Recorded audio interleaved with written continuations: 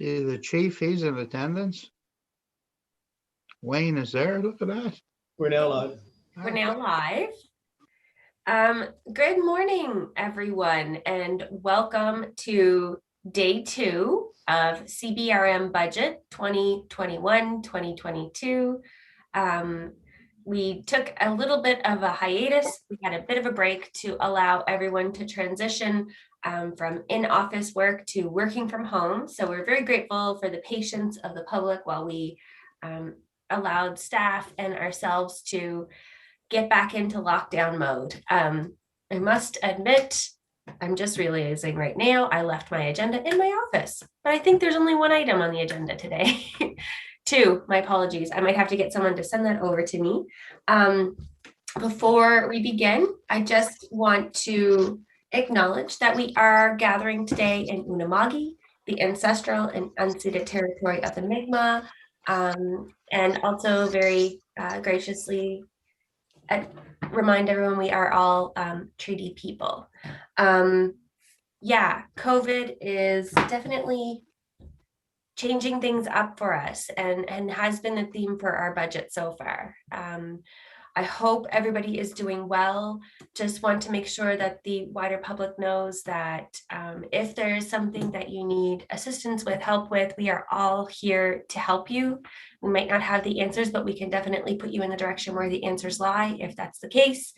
In the meantime, very excited to get into our operational work today.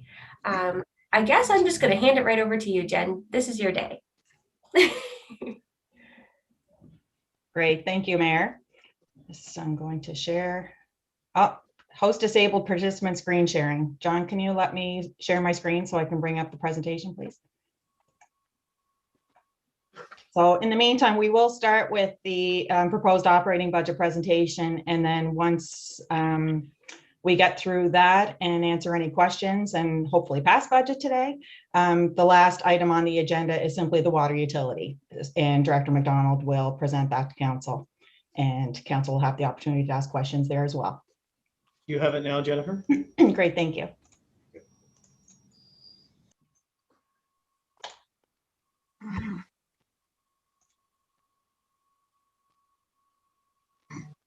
Okay, is everybody with me?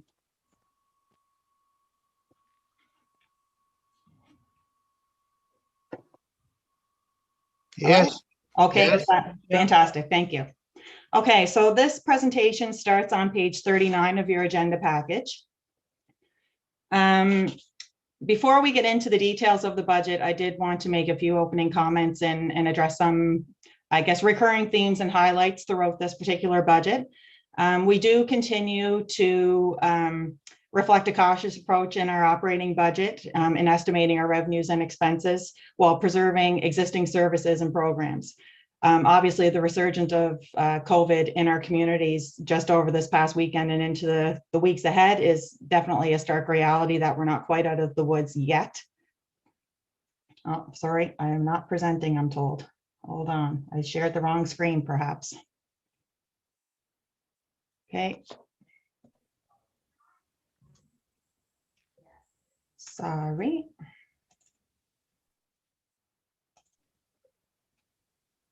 Stop share.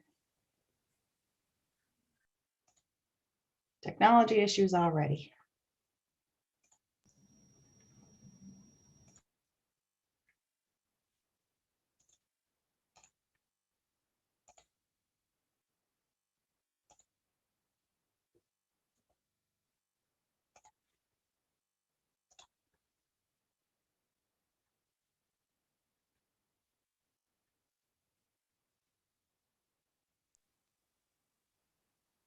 Move we approve the operating budget for 2020. Like your style, Darren. I like how you think, Darren. Sorry, just one second. I'm just trying to get back to.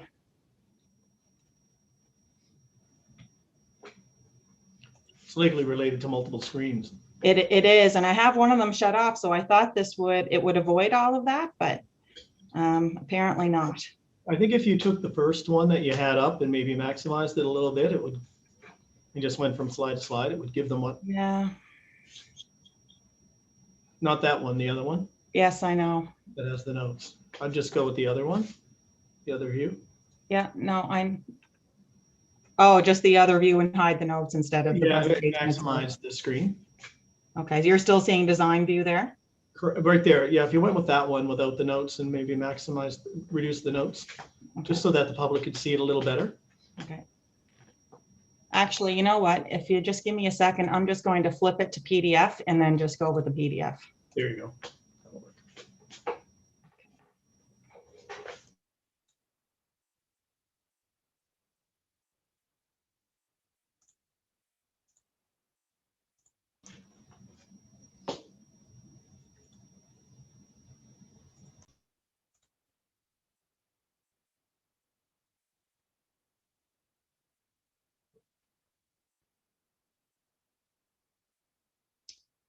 Just publishing now. Should only take a couple more seconds.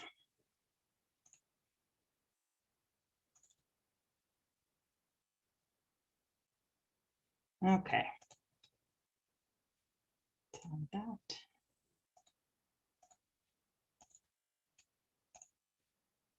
Share. I just want to thank even the members of the public who offered to come to my house and bring me an agenda. That was very, very kind. I'm good now. Very sweet. Excellent. That looks great, Jennifer. Okay, Should be able to, you can see it through here. Yep, and that's advancing now? it is. Okay, excellent. Okay, yeah, so back to where do we leave off? Financial challenges respecting COVID are in fact going to continue and impact our operations well into this year's budget. However, hopefully as vaccines roll out, we will anticipate a gradual return to operations, and that is reflected throughout this budget presentation today. In most changes you will see is simply working our way back to where we were before the pandemic began. So while it may look like we are increasing certain line items significantly, it really is just bringing us back to where we started before the pandemic even hit us. There really aren't any other significant or radical changes to the operating budget at this time. Unfortunately, unlike other levels of government, we're not able to run an operating deficit under the MGA. So we are required to present a balanced budget to deliver the services required under our municipal mandate. And while the Budget Council will deliberate over in the next few days is mathematically balanced, it is only balanced if we receive a second phase of COVID funding to assist with continuing loss of revenue and increased costs associated with COVID. Failing any assistance or a second phase of the Safe Restart program funding, the shortfall will in fact have to be funded either out of previous year's surpluses or operating reserve, or an increase in the tax rate in the subsequent year. So that is the situation that we are in right now. So the next slide will detail how COVID has factored into our operating budget.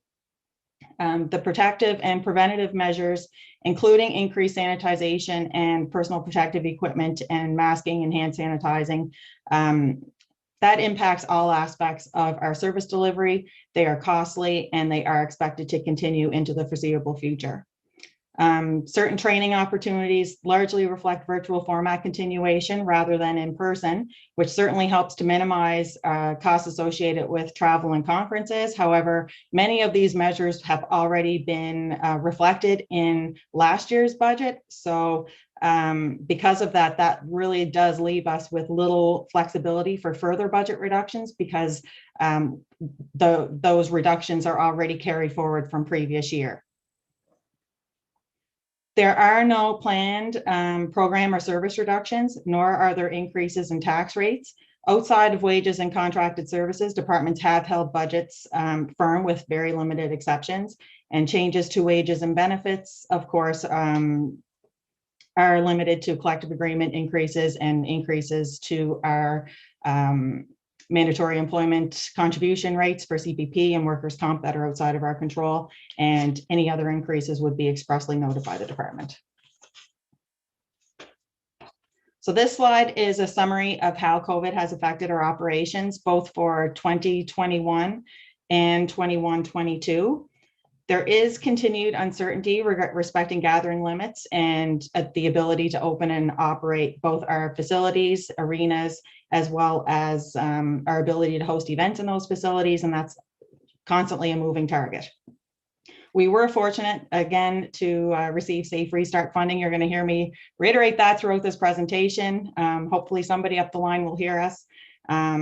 And we received that funding in the amount of 3.9 million last year, which is shown at the bottom of this slide in the first column. As you can see, our actual revenue losses and incremental expenses associated with COVID were well over and above that. We were estimating at about $4.5 million in operational impact of COVID for the past fiscal year that we just finished, leaving us with a shortfall to cover of $500,000. More funding is certainly needed as we move into 21-22 in order to help in offsetting the anticipated almost $800,000 in impacts to our revenue streams and almost $1 million in COVID-related expenses. However, at this time, again, we don't know if that's coming, but we are certainly tracking those costs and are prepared to present those costs to a funding agency at a moment's notice. The associated revenue streams impacted are noted, and the majority of loss, however, is definitely associated with transit and facilities. Public health orders do deem transit as an essential service regardless of ridership, so it is not possible to significantly mitigate transit costs. It is estimated that transit revenue hit will be approximately $430,000 this year because of reduced ridership due to COVID. And facilities revenue is expected to be impacted by upwards of $165,000 because limitations in the types and sizes of events that we can host within our facilities. So part of the challenge as public health restrictions ease, particularly with facilities and transit, is that doors open, the capacity, seating capacity is limited. Therefore, our revenue generation ability is limited. However, our operating costs return to normal. So that is the challenge that we face. Even as restrictions ease, it doesn't necessarily help our budget right away. We need to slowly work our way back to where we were and up until the point where restrictions are fully lifted and we're able to continue with normal operations.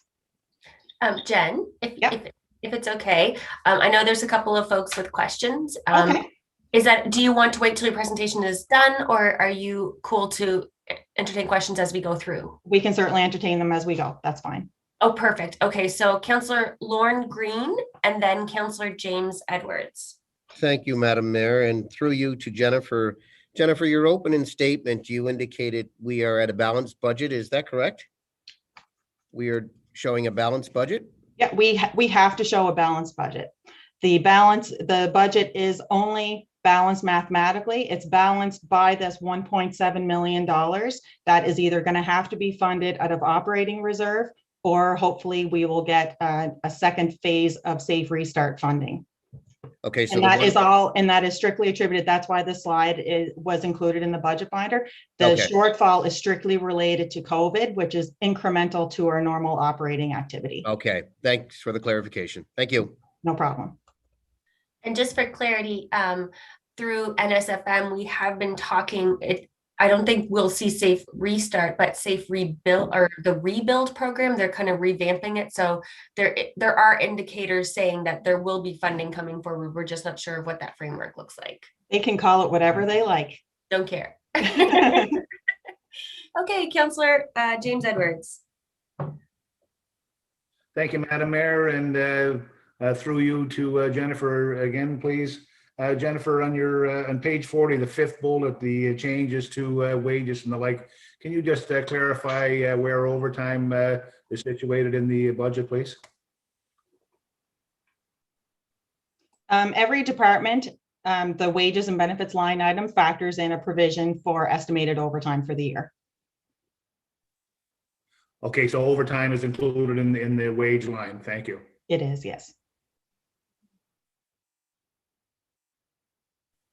Lauren, you're listed as question again. Was that from before, or did you have another question? Sorry. Yeah, that was just from before. I didn't know if we were going to take questions. I just had that question in regards to clarification of the balanced budget when I see that 1.7 shortfall. That's all. Thank you, Madam Mayor.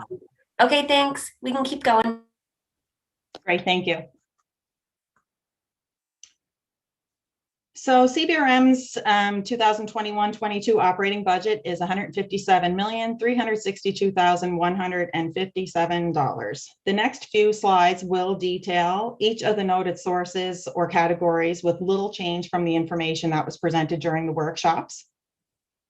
Most of the increase over last year, obviously, as you can see from this slide, is on the tax line item, which will be explained shortly. And the remaining increases, particularly with respect to police, transit, and facilities, as mentioned before, are just merely the result of certain operations normalizing. It's not a result of increase in fees. It's just gradually working our way back to where we started before the pandemic significantly impacted those revenue streams. However, as you will note by comparing the proposed 2021 budget, which is in the first column, to the pre-COVID, the proposed 2021 column, which is the highlighted column, to the first column, which is the draft budget before COVID had actually impacted us, we do still have a ways to go. That is why CBRM is so heavily dependent on receiving some kind of assistance to help us bridge our operations from before we started to where we are today. So taxes from various sources are just shy of $115 million, and those various categories are listed on this particular slide. Overall, the combined total tax revenue has increased by 2.3%. 2.1% of that is increase in taxable residential assessment. Only a fraction of that is attributed to cap increases, as cost of living or consumer price index was only 0.3%.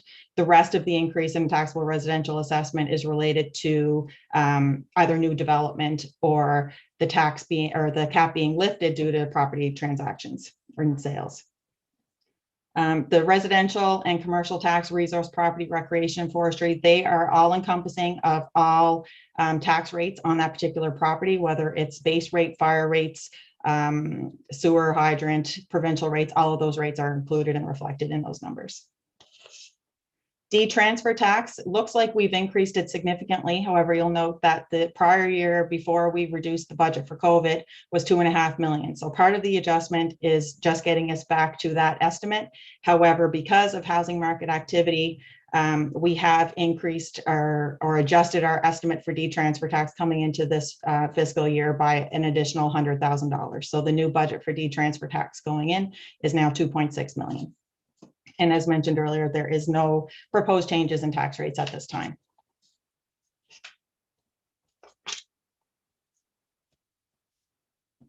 Next is grants in lieu and provincial transfers and municipal services funding. Grants in lieu represent funding to offset costs of providing services to exempt provincially and federally owned properties. It follows the same basis of taxation as for your own personal residence or a commercial property, and that's assessment times the tax rate for the particular area that that property is located. There is a slight increase over prior year, mainly due to federal property value increases. However, that is partially offset by decreases in provincial properties. There is no anticipated changes in provincial transfers at this time. That's our municipal capacity grant and the HST offset program. We have received confirmation of our mandatory contributions to the province. However, they have yet to confirm what we will be receiving in respect to the municipal operating grant, or formerly known as equalization. And the HST offset grant will likely be known likely in May, I believe, is when we usually find out that amount. We don't expect any significant changes from previous year's budget. The municipal services funding includes the provincial fire protection grant, member 2 municipal services, and 911 cost recovery. And the decrease is related to the 911 call answer service recovery. We do receive, that's actually reflective of anticipated call volumes. We do get compensated for 100% of the calls that we direct on behalf of outside agencies like EHS that fall under provincial jurisdiction.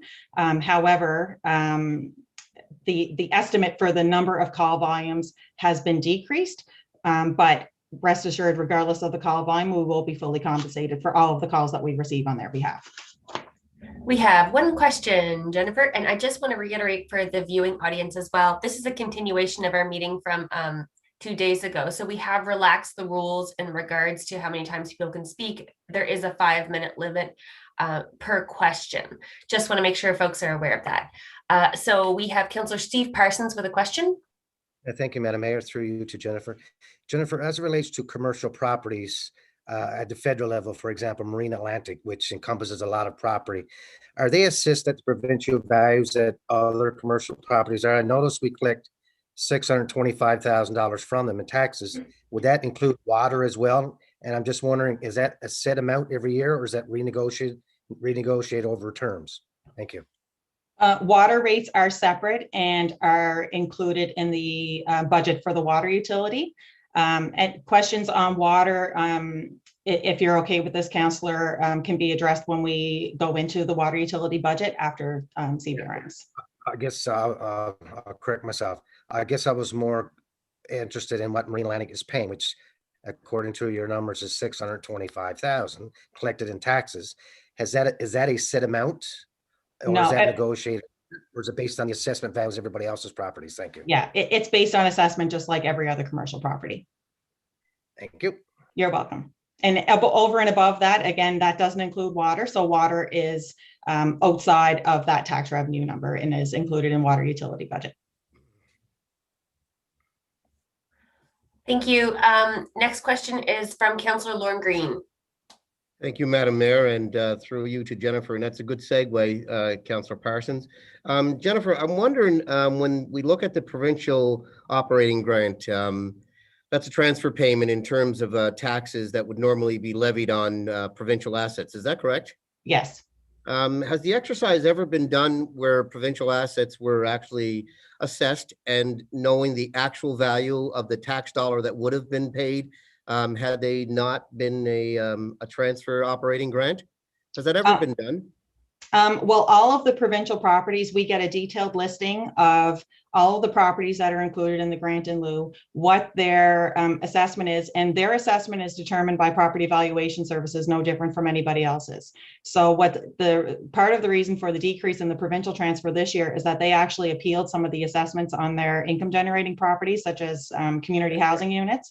Right. And that is what has happened there. The Nova Scotia Power grant in lieu is kind of a different animal altogether. We've had extensive discussion on that particular one over the budget workshop, and there's been some information around that particular group of assets. The province controls how that is distributed, how Nova Scotia Power taxes are distributed, and so that is separate from other provincial commercial properties, which are in fact assessed on the same basis as every other property. Okay, so that wouldn't be reflective of this operating grant from the province.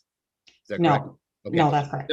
I'm just wondering if it's possible to get a list of the provincial assets that would be listed in that operating grant. And I'm just wondering if I can get a list of those properties.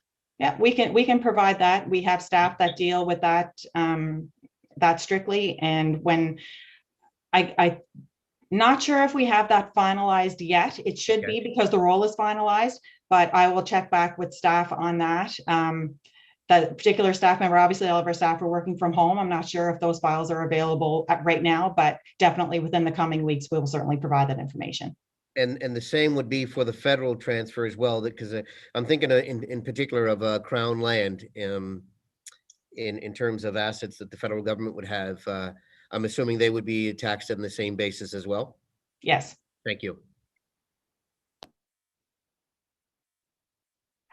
Thank you, Jennifer. I just have a quick question. I know you had mentioned the mandatory contributions haven't been confirmed from the province yet. Is there an estimated amount that we're kind of looking to? Because I know that there's been some chatter about housing going up a little bit.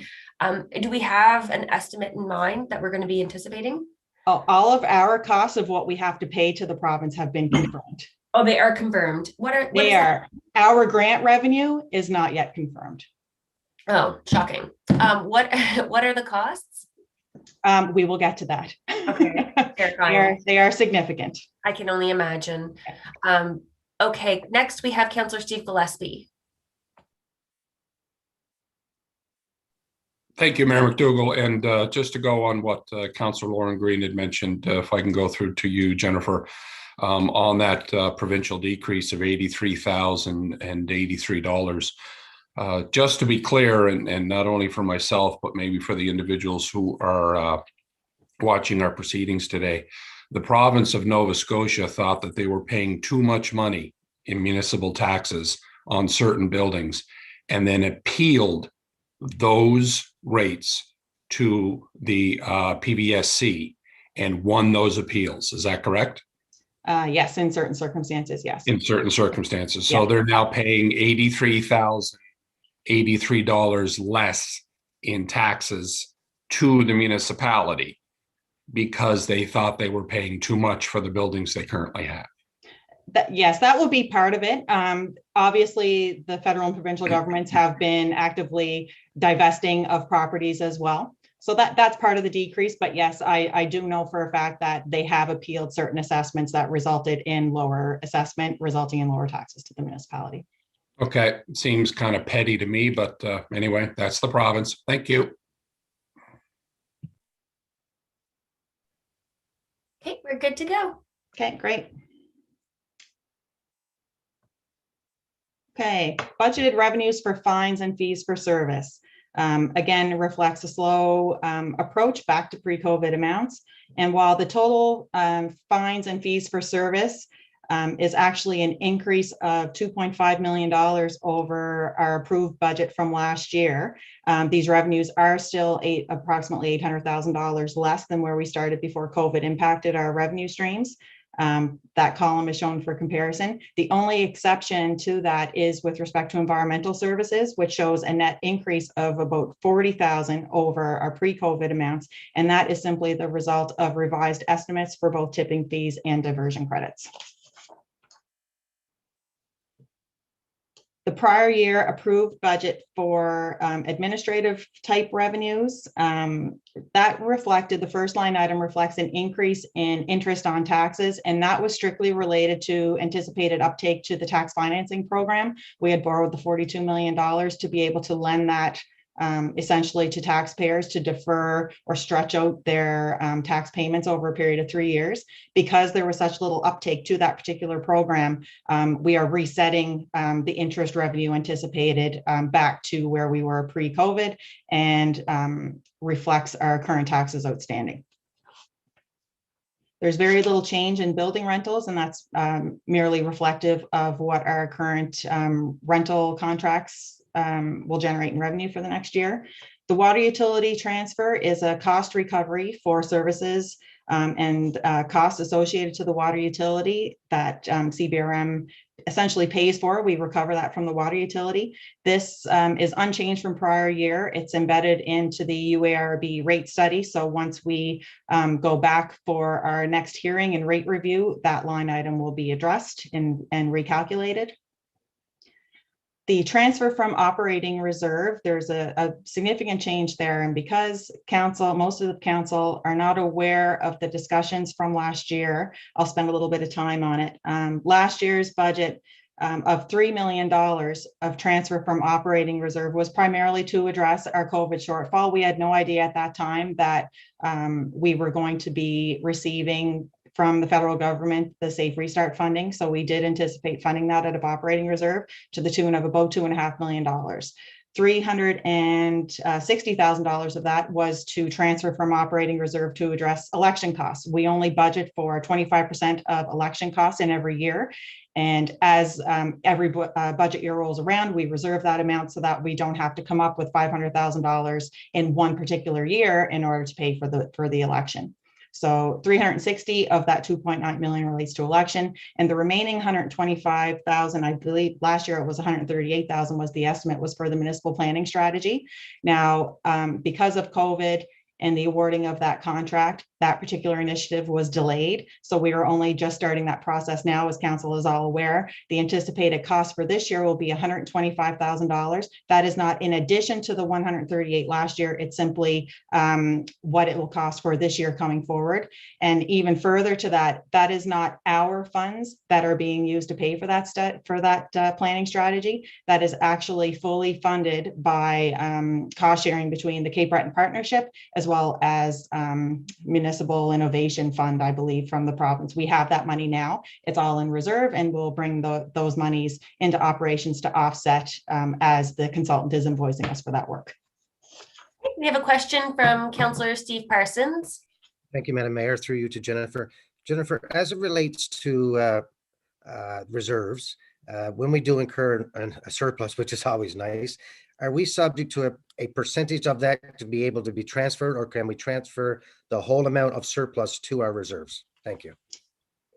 Council can approve any reserve transfer. It is completely up to council's discretion.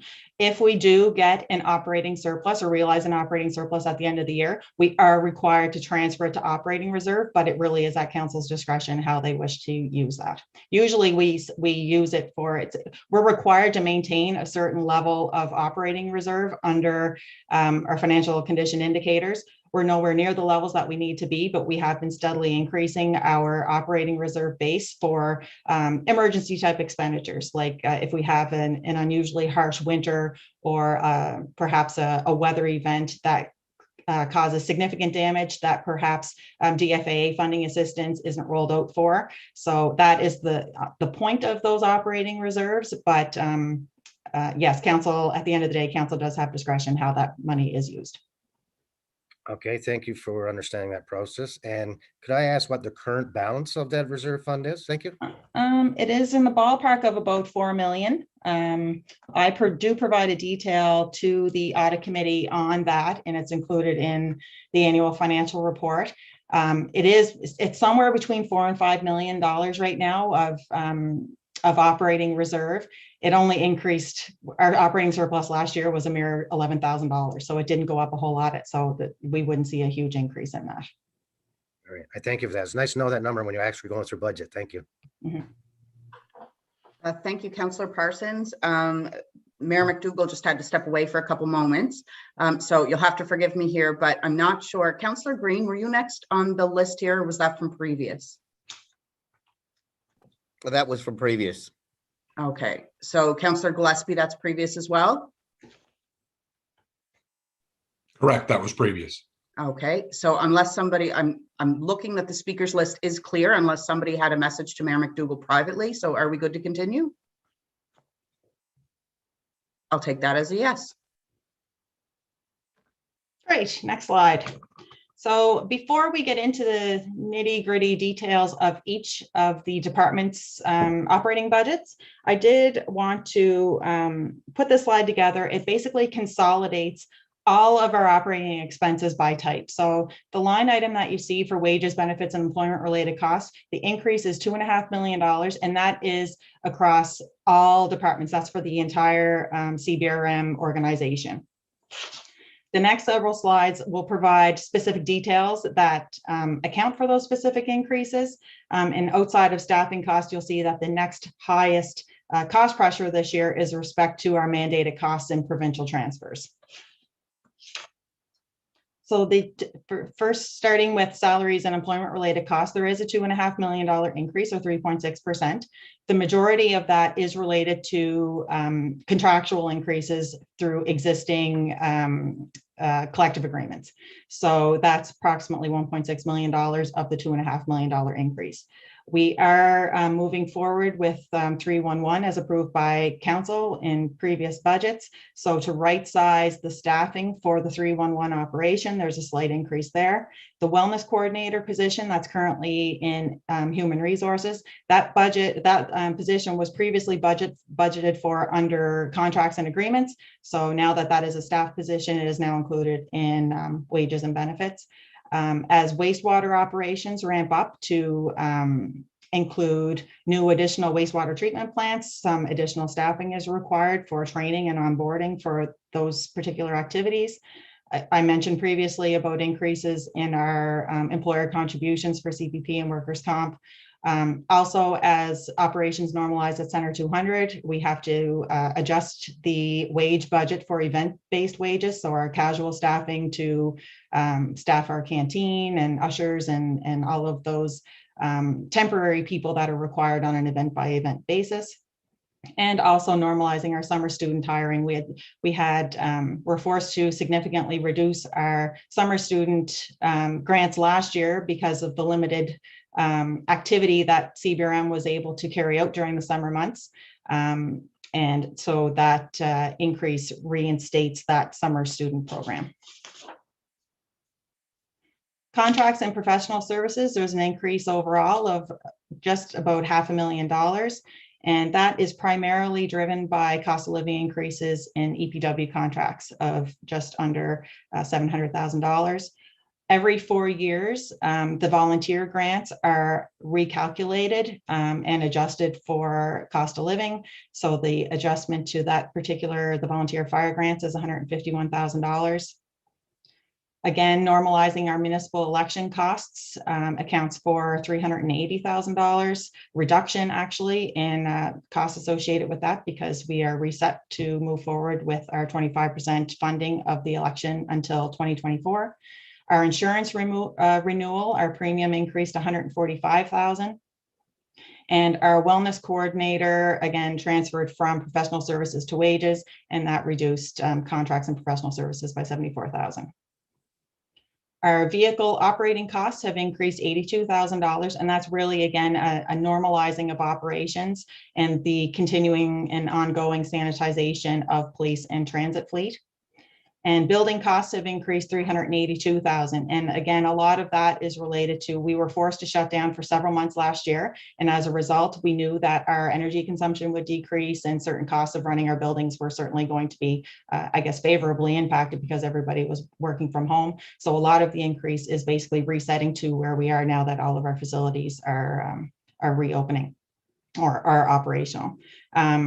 Again, in addition to that, however, we do have the full year operation of the Glace Bay Miners Forum. Last year, it was under construction until its opening in October. So in order to estimate what the full year operating cost of that facility is, it results in an increase of about $211,000.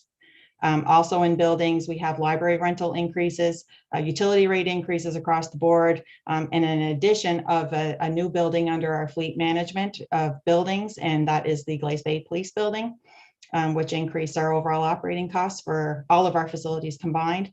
Fire services, Station 1 will certainly be a modern, more energy efficient facility. So that will actually offset some of the other increases. And as well as Glace Bay Police Building, modernization has a similar effect in that it's a more modern and efficient building that comes with hopefully lower operating costs. For operational materials and supplies and equipment, we have a $385,000 increase. A lot of that increase is not necessarily operational materials and supplies, but it's really $233,000 of that is normalizing Center 200 operations for concessions and cost of goods sold. So now that we're hopefully able come the fall to host more Cape Breton Eagles games and perhaps more concert or venue based items where we are selling more product and people are able to move through the facility more freely. We will of course have to purchase those items for resale. So while the cost of that increased $233,000, our revenue actually will increase in concert with that. We're also normalizing recreation activities. A lot of the recreation activities last year were put on hold, things such as Canada Day and Making Waves concert series and other regular summer recreation programming. That came with a lot of uncertainty and we weren't able to carry out a lot of those activities last year. But now that we look forward to normalizing those activities, so it's basically to restore recreation's budget so that they can continue with their programming. There's one. Oh, Okay. sorry. Go ahead. No, go ahead. There's a question from Councillor Steve Parsons. Thank you. Jennifer, I'll back up to page 47 again. There's no speakers list, but if we can go back to 47, I have a couple of questions. What's the name of the slide, Councillor? Actually, it's proposed operating budget. expenditure by type. Okay. And maybe I can ask if, okay, there we go. As relates to the 2.5 million overall increase in salaries and I know the contractual obligations, what percentage of increase were for non-union workers, including staff, administrations? I know it's reflective of the provincial increase. I just wonder what that percentage of increase was. The way confidential and management staff work is that they get the same increase that their respective unions get. So if you are a director or a manager of an inside union, you get the increase that the inside union gets. And that, if you that manage increase- outside workers, if you manage police, if you manage fire services, you are tied to the collective agreements of the people that you supervise. Okay, and again, I guess my question was, based on the 2.5 million increase in salaries, what was the percentage increase that everybody got? 2% of the 3.6 increase? I'm just trying to understand the 3.6 increase, that's all. Well, the total across the board, I don't know what the breakdown is for management specifically, but just related to increases is about 1.6 million. But that's Okay, it. That and includes unionized staff. I'm not sure what the breakdown is specifically for confidential. Okay, and my second question is, under streetlights, I know we spent 2.3 and the prior year was 2. Has there been any increases in streetlights in the last 5-10 years? Just curious. No, our streetlight budget has decreased as a result of improved efficient streetlights. Actually, I would defer that question to Director McDonald. He'd be better positioned to answer that. Certainly. Yeah, streetlights, when we went through the conversion from high pressure sodium to LED, the operating budget dropped significantly once that happened. There were a number of years where we were paying for what was called the stranded asset value of the original lights. And once that completed, the budget savings were realized at that point. The only increases we've had since that point would be increases in costs associated with electrical fees. However, Department of or the Nova Scotia Power folks have had a 7-year plan in place, and we're within that plan. But I can provide those details, Councillor, to you. Thank you, Wayne. I'll wait till the end of it to make a motion as it relates to streetlights. Thank you. Okay, we're good to continue on, Jennifer. Okay, great. Debt servicing costs and related costs. That's actually a reduction of $1.6 million, and that's due solely to the timing of borrowing for multi-year projects. And I will say, it's not in the slide, and I definitely should have put it in it. This reduction has actually saved our 2021-22 operating budget. If not for this reduction, we would otherwise be talking about how to fund and how to address an unfunded deficit for this amount over and above the shortfalls due to COVID. This is, however, only temporary, because once our borrowing catch up, we're going to have to come up with $1.5 million next year in order to address our debt servicing costs associated with borrowing that has yet to convert to long-term. And mandated costs and provincial transfers. This is a big one, an $890,000 increase. This is formula-based increases attributed to education, which was $410,000 increase over last year, and housing, which is $478,000 over last year. The transfers increase every year with no consideration of increasing our capacity grant, and we do have zero control over how these costs are spent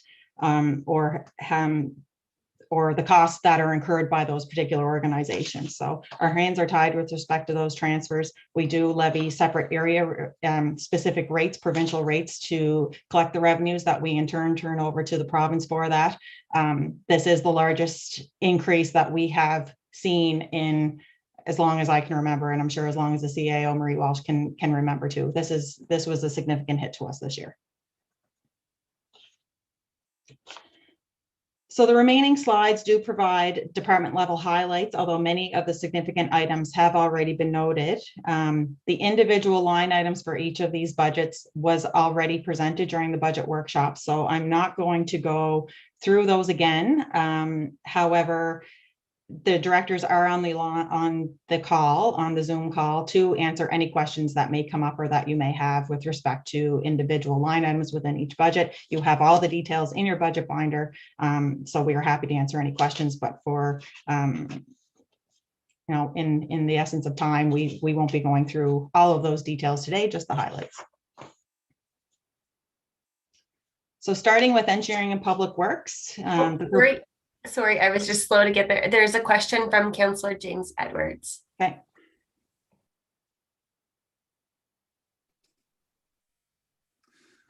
Thank you, Madam Mayor, and pardon me for the delay here. I'm having trouble with my mouse here to mute and unmute. I'll put a new battery in when we take a break here. But again, through you, Madam Mayor, to Jennifer, if I could, please. Regarding the debt servicing and related costs and the mandated cost, I mean, you're right, there is quite a hit there. I'm just wondering if I can get a comment from you regarding our accounts receivable and what kind of shape we're in that regard. Jennifer, please. Receivables for taxes are actually in pretty good shape. We did not see we didn't see any increase in our outstanding taxes receivables, even with the pandemic. Our levels this year, as of year end, are less than they were a year ago, which is great news, and is truly, I have to give full credit to our tax collection staff for both tax sales and our tax collector in charge of following up with arrears prior to folks going to tax sale. They're doing a remarkable job, and the public are certainly making a concerted effort to make sure that their taxes are paid. And we work with them as best as we can to make sure that those payments are affordable. And in addition to taxes, how are our receivables otherwise? I know there's more than just taxes outstanding in receivables, so perhaps I can ask you to comment on the overall receivables, please. Well, we are still finalizing our receivables for year end, so it's difficult to comment on that at this point with any degree of accuracy. However, we're not seeing a significant spike in our receivables in other areas. We did anticipate an increase in our tipping fee receivables. However, that is normal. We are seeing a big increase in traffic at the landfill due to ongoing construction within the municipality, and much of that receivable would be considered just recurring. As contractors come in and dump, they repay. They have so many days to pay that. So yeah, no, we're not seeing a huge spike. We are still working on year-end receivables, but overall, they're quite manageable. And what do we usually carry from a year to, well, at least to a year end in receivables, Jennifer? Historically, in total, we're somewhere between, I guess, in 5 years ago, 2016, 17, our overall receivables were over almost $20 million. That includes tax and all of our other outstanding receivables. For the audited year of 2019-20, we were down by 5 million, down to 15 million. So we are definitely seeing progress in the area of collections. No kidding. And is there any provision? I know we have a collection division, but is there any provision to hire additional collection people to address receivables?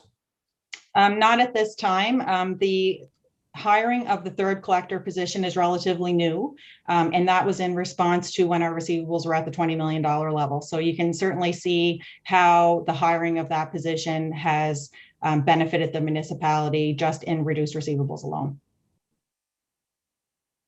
I sure do. There's no question about that, but I'm sure you'll agree that there's a way to go. But certainly, congratulations to you and staff for the addressing the receivables in the last 5 years. But again, I think there's a way to go here, and I know that with the COVID response that the municipality made to taxpayers, I commend you on that. I think that's that's going to go a long way. But at the same time, given the budget and certainly the slide on that you just showed indicates that we have to stay on top of our own house. But good work, and thank you for the explanation. I appreciate it.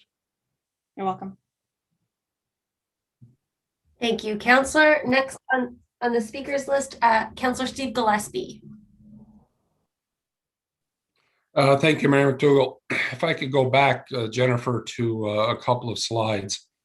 I think the most important part of this is when we're talking about our debt servicing and we're talking about our transfers that come from the province of Nova Scotia. We currently receive just over $15 million, which has been frozen since, and correct me if I'm wrong, since 2015. Is that correct? Yeah, it's 6 going on 7 years now. Okay, so the province will no longer, province hasn't given us any more money, yet the costs that we repay the province have gone up every year since 2015. That is correct? Yeah. My understanding is that before this budget consultation, we were paying the province approximately $19.5 million a year, and then receiving approximately $15.3 million back, which is of course now a deficit of well over $4 million a year. This $890,000 increase is going to be topped on top of that, isn't it? Yep. Yeah, so we're now going to be well over $20 million that we're paying the province, and the transfer that is supposed to be exactly the same amount is going to still be $15,330,000. As far as we know, yes. Okay, so there's a deficit now of over $5 million a year per year on an ongoing basis. Plus, of course, as I indicated before, the province feels they're paying too much in taxes here in the CBRM, and another $83,000 is being lost. So when do we stand up and start talking to the province with regards to our feasibility study that they funded and said we can no longer sustain ourselves? I know it's a rhetorical question, but realistically, we're in a position now where, the increases have been consistent for a long period of time. And now those are going up. And now there are additional ones that are coming in. So they're not only, another $5 million a year, but now there's another additional $890,000 plus another $83,000 that they're not going to be paying us. We're getting into a position where it's almost, I think it's come point in time where we're either going to have to, chain ourselves to the causeway or just hand the keys over to the province and say, here you go, it's yours. It's become ridiculous now. I said, kind of jokingly before, but we're in a position now where we're fighting with pennies, trying to keep things operational. And every time we turn around, the province is taking millions of dollars away from us and has no intention of replacing those dollars. So it's very frustrating. And for the new councillors out there, this fight has been going on for quite a while.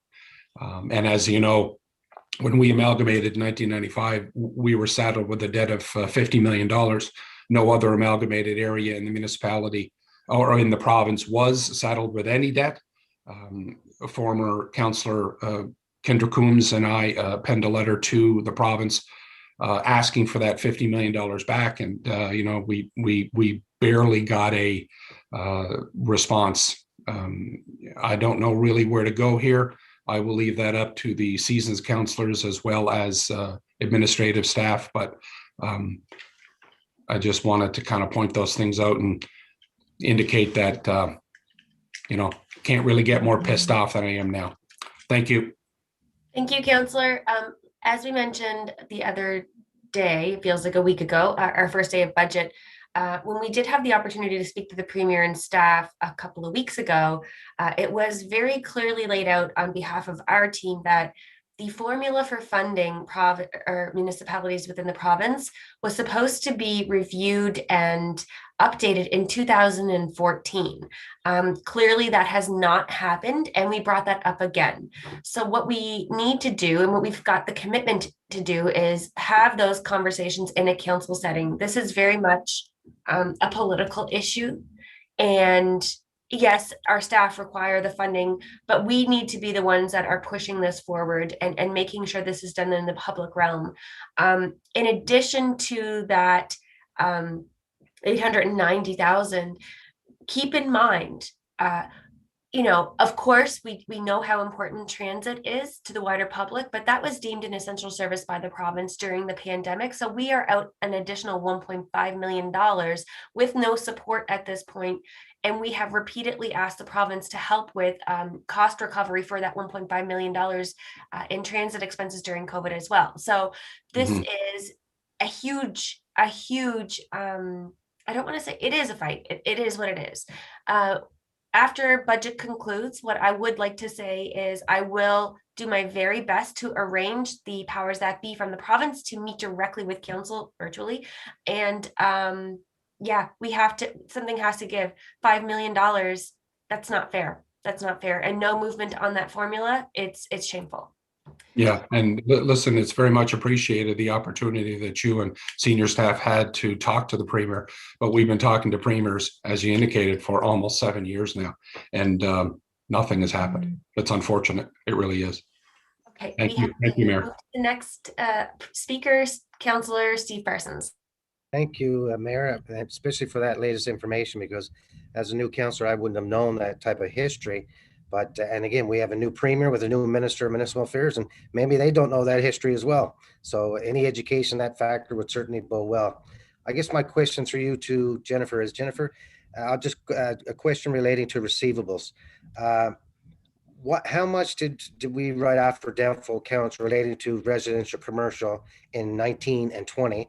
And I asked in reference to, I know potentially you may be looking for a new FTE as a tax collector, and I would certainly consider that, knowing the state of our total receivables. But I was just curious, how much did we write off last year and the year before? Thank you.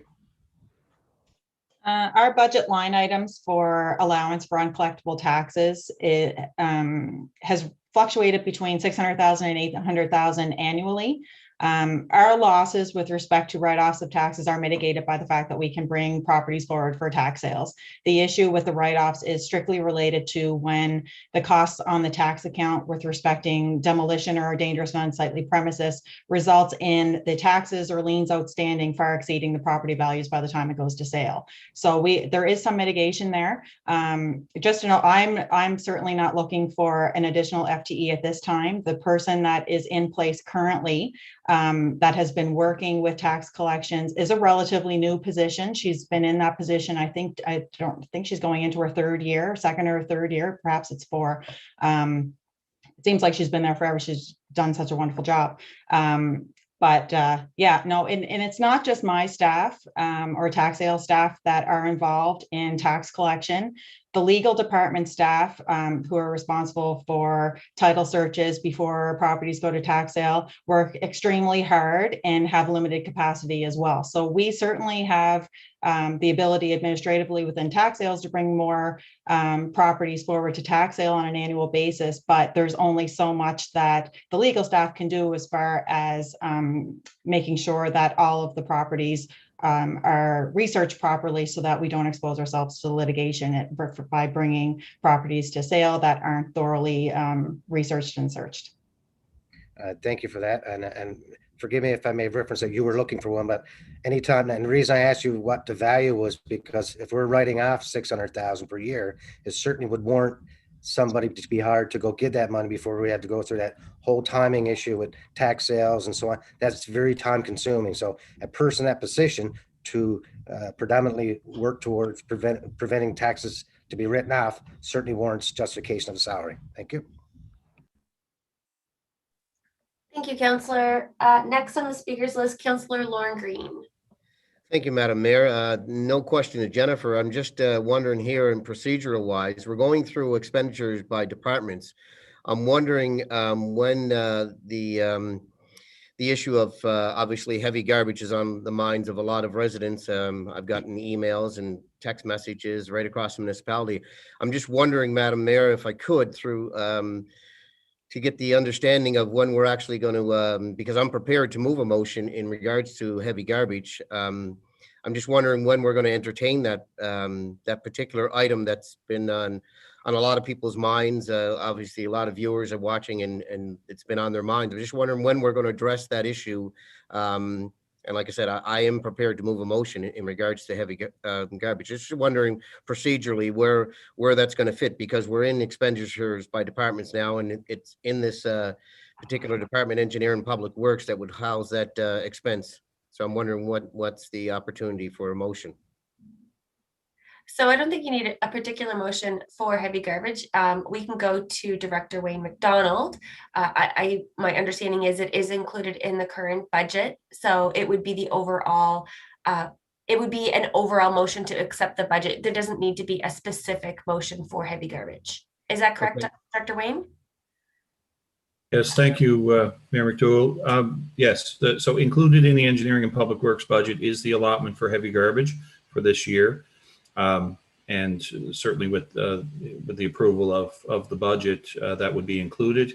If there were any discussions about heavy garbage, it would happen at some point during these deliberations if council wanted to do something with that cost. Okay, so hearing that it's already approved in the budget, my question obviously will be the one that rises its head every year, that seems the public isn't aware that heavy garbage is going to continue. So is it in order now to make that a line item where we don't have this debate every year for heavy garbage, that we make it an annual event and we decide on which week, what the date that was going to be every year, and then residents are aware, and then it will become a normal thing for residents to understand this particular week will be heavy garbage throughout the municipality, and it continues yearly without having to debate as to whether it's going to be a recurring event. Is that in order? Councillor, if I could, just on that, typically the difficulty has been with relation to the pandemic.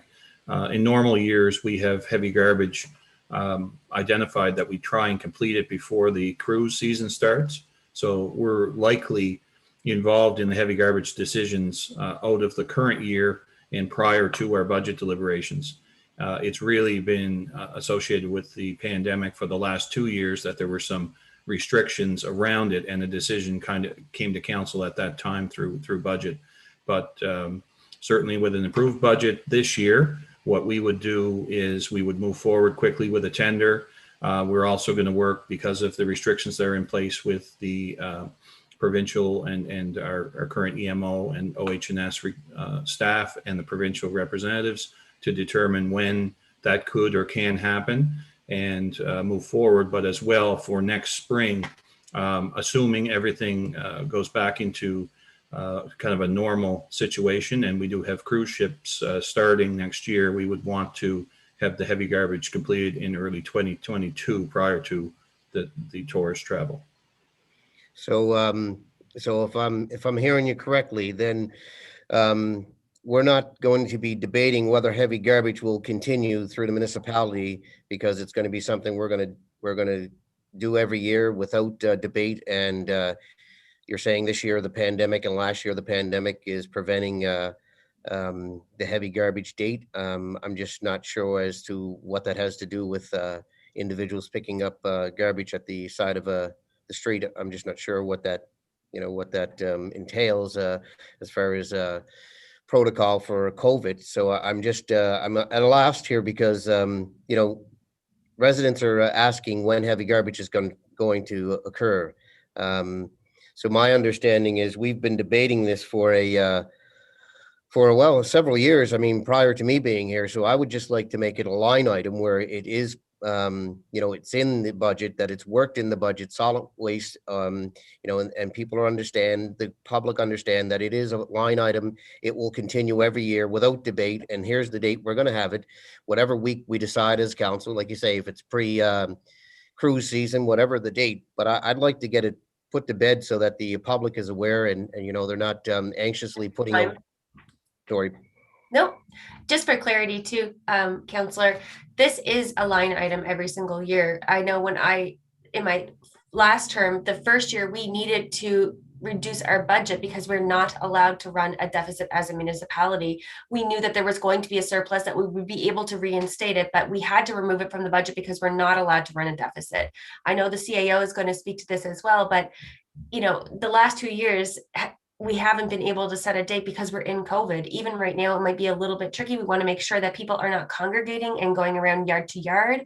That is unsafe practices. But typically it does follow the cruise ship season. It has every single year. And again, it's been in our budget since the beginning of time. But CAO Walsh, did you want to add to that? Yeah, I just, we can't approve budgets in years to come. You would be approving something that council at any time can remove. We do put it in as a line item every year, but because it's not a mandated service, when we struggle to balance, sometimes that's one of the first things that does come up for debate. So yes, we will be putting it in as a line item next year, but it is at the discretion of the council of the day to leave it in or take it out. Things like garbage removal or mandated services, we can't take those out. We can tender and we can try to get better prices, but we still have to do it. Transit is, we don't have to provide transit other than through COVID. So it's a service that council approves every year, and we think it is definitely a worthwhile service, but at any time the council of the day could choose, because it is not a mandated service, to remove it. So we can't approve it today 4 years into the future, I guess is my point. Thank you, Madam CAO and Councillor. Next on the speakers list, Eldon McDonald.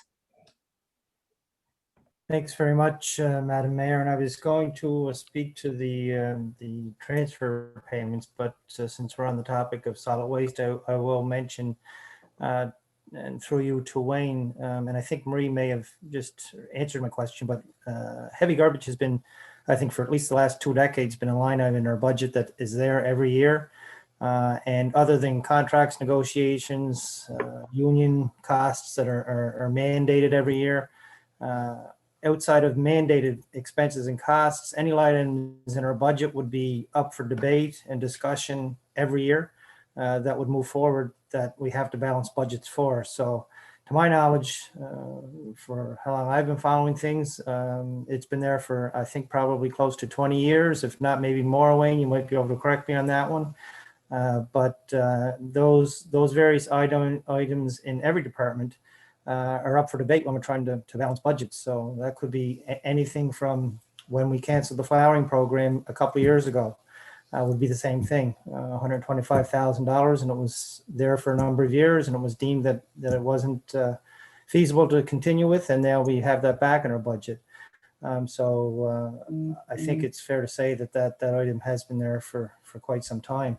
I'm going to go through you, Madam Mayor, if I can, through to Jennifer. And I was going to bring this up later in the discussion, but I'll bring it up now since it's being discussed. We've been frozen with the amount of money we receive from the transfer payments that the province receives federally. And I'm wondering if it might be, if we might be able to get some information compiled. And I've brought this up, probably year after year, but what I would like to see is, if we're going to go to the province, I'd like to see the last 10 years and where we were, because there was a time going back, I'll say 10, 12 years ago, that the province was actually paying us about, I'm going to say 19, close to $20 million, I believe, in transfer payments that the federal government was giving them 10 years ago, 12 years ago. And that has decreased down every year, although the federal government has gone, and I'll just use round numbers. The federal government over the last 10 years has increased from, say, 1.7 billion to 2.1 billion. Yet ours goes from 19 million that we received from the province 10 years ago, I'll say, up till now being frozen for 6 years at 15 and a half million. Yet our costs from 2010 to 2021 are mandated. And I think going back 10 years ago, we might have been paying the province about 12 or 13 million, and now we're paying them 20 million. I would like to know what the breakdown of all those numbers are over the last 10 years. If we're going to meet with the province, I want to know what we were paying them 10 years ago, what they were paying us 10 years ago, what the transfer payments were at that time in total from the federal government to the province, what they currently are now, and where is that money going? And I know it's mentioned and we're in tough times with COVID. Personally, I would say if we're going to have those discussions with the province, my personal preference would be to wait, and we have to wait till the end of the summer until COVID hopefully is under control to have an in-person meeting with provincial representatives as opposed to Zoom. I don't think it's effective. I think we need to either have them come here or us go there and sit down and have a face-to-face meeting. But I would like to see the information compiled. I don't know if that's a big ask, but of the last 10 years, so that we can have some solid information on where things were and where things are now. Is that a possibility, Jennifer? Absolutely. I already actually have that information compiled. I was asked to bring forward an issue paper last year or the year before on provincial transfers, how they're calculated, what the spread is between funding and mandated payments. I've been updating that every year anyway. So as soon as budget is over, I can send that out to council right away. So if you don't mind, what time period is it? The last 10 years? Like how far back do you have that? Yep. I have a 10-year period. Mm-hmm. Okay, 5 to 10 year period. Okay. All right. Okay, that's good. I may bring it up again. I had planned on speaking to it later in the discussions, but I'll leave it at that for now. Thank you. Great. Thank you. Next on the speakers list, Councillor Gordon McDonald. Thanks, Madam Mayor, and probably just more of a comment now since you've answered some of the questions regarding setting up some kind of a meeting with the province regarding the provincial grant tax. I also agree with everything that Councillor Steve Gillespie said. He made some real good points regarding the discrepancy between what we're paying and what we're getting. It's kind of seeming like now we're paying the province instead of the province is paying us. With the imbalance there, and also agree with what Councillor Eldon McDonald just referred to about waiting until we can have an in-person meeting where you can look them in the eye straight up and answer the tough questions, and they're in front of you, not being able to flick off a screen, I guess, if you will. So yeah, that's really, I just wanted to pass that along, and it just kind of points out to how important the equalization is with the province, and we should be pushing ourselves to support what the Nova Scotia Equalization Fairness Group is pushing and get that agenda furthered with the province. So thank you, Madam Mayor. Thank you, Councillor. And I think that lends to the conversation we're having here. It's so difficult to have conversations like programs such as heavy garbage when we're year by year being stretched to provide mandated costs back to the province, and our grant is not moving anywhere. Next on the speakers list, Councillor Lorne Green. Thank you, Madam Mayor. It was just a follow-up on the, obviously the discussion in regards to heavy garbage. To hear that it is a line item already, I guess I question why the debate always comes up every year as to, and I do understand budgets and, things can come and go out of budgets. I'm very familiar that, a line item can change, but we as a council can make a decision that it stays as a line item. And should anything occur that we have to look at that line item, we would do such a thing. No different than what we're doing now in terms of purchasing vehicles or equipment. We have line items for that, and we have the authority and the wherewithal to take things out of a budget. I'm just saying that, for peace of mind for the public, the viewing public that's watching this proceedings, they understand that it will be a line item. The only difference will be if anything should change, and that's ultimately my goal here is that the public's aware that it's going to occur every year, and we instill it in the budget. And that, we are not doing this debate every year that, when it's going to be or how it's going to happen or if it's going to happen. That's my only thing, Madam Mayor, is I'd just like to have closure for the public so they are aware that it is going to happen. And we as a council, we can designate a time when that happens, pre-cruise season, obviously, and at least the public's aware that it's going to happen. And the only time they'll ever hear debate about it is if it's going to change. And that's my only concern with the heavy garbage issue. Thank you, Madam Mayor. Thank you, Councillor. And I know the CAO did offer some clarity that we technically cannot vote on things for future budgets. It is a line item every year, but unfortunately it's not a mandated service. So perhaps that's part of the reason that it is up for debate every year. But again, it's in the budget every single year. So there is some reassurance to the public. Next on the speakers list, Councillor James Edwards. Thank you, Madam Mayor, and I'm thoroughly enjoying the debate on the heavy garbage, and I'd like to throw my hat in that ring as well, that I too have heard from several residents looking to have it installed as an annual event. And it pretty well is, there's no question about it, but I guess there was some recent discussion through the media where there was some talk that we may make it every other year. So we're certainly not in favor of that in District 8, that's for darn sure.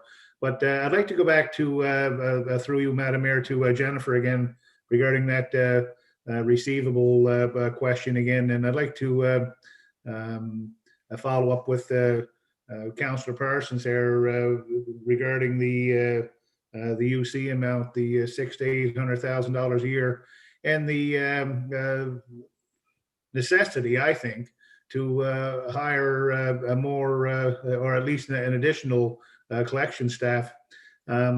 We're here having these discussions, and we're talking about money coming from Halifax and or the lack of money coming from Halifax and the like. And in the same discussion, we're talking about having in excess of $10 million in outstanding accounts receivable. I have already applauded the collection staff for bringing down the receivables substantially. But I think there's more room involved there, so or more room for improvement, I should say.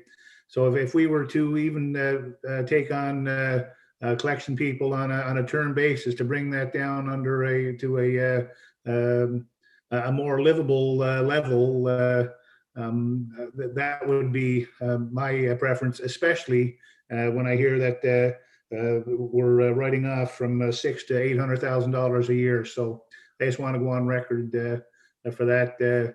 Jennifer, you've already made your position known on that. If you'd like to comment, that's fine. But otherwise, I wanted to have that on the record as well. Thank you. Yeah, thank you. I would certainly not turn down any staff capacity within tax collection if that's the direction that council wants to move. It'll be difficult to fund it at this time, given the strain that COVID is placing on current operations right now. It's definitely a broader issue, not just with again, collection staff, but also with respect to legal department's capacity. So, and we do, while we're seeing a decline in our tax receivables, we are seeing an increase in our water rates receivable. So we are evaluating the activities that the water collections clerk is doing, and that staff position is actually going to be working with our tax collector collaboratively to work on addressing both taxes and water outstanding. So I think there's really an opportunity to gain efficiencies within our existing staff, both on the water side and tax side. And we will certainly consider whether or not capacity is needed following this particular budget year. And once the new water collections clerk gets her feet under her and moving and actively collecting receivables when people's incomes aren't so significantly impacted by COVID right now. There's such uncertainty. We've really put on the brakes with respect to collection activities during this year. Yeah, no, that's certainly definitely something that we appreciate and will consider in future budgets. Thank you for that, Jennifer. Thank you, Councillor. Next, we have Councillor Glenn Perouche. Thank you, Madam Mayor.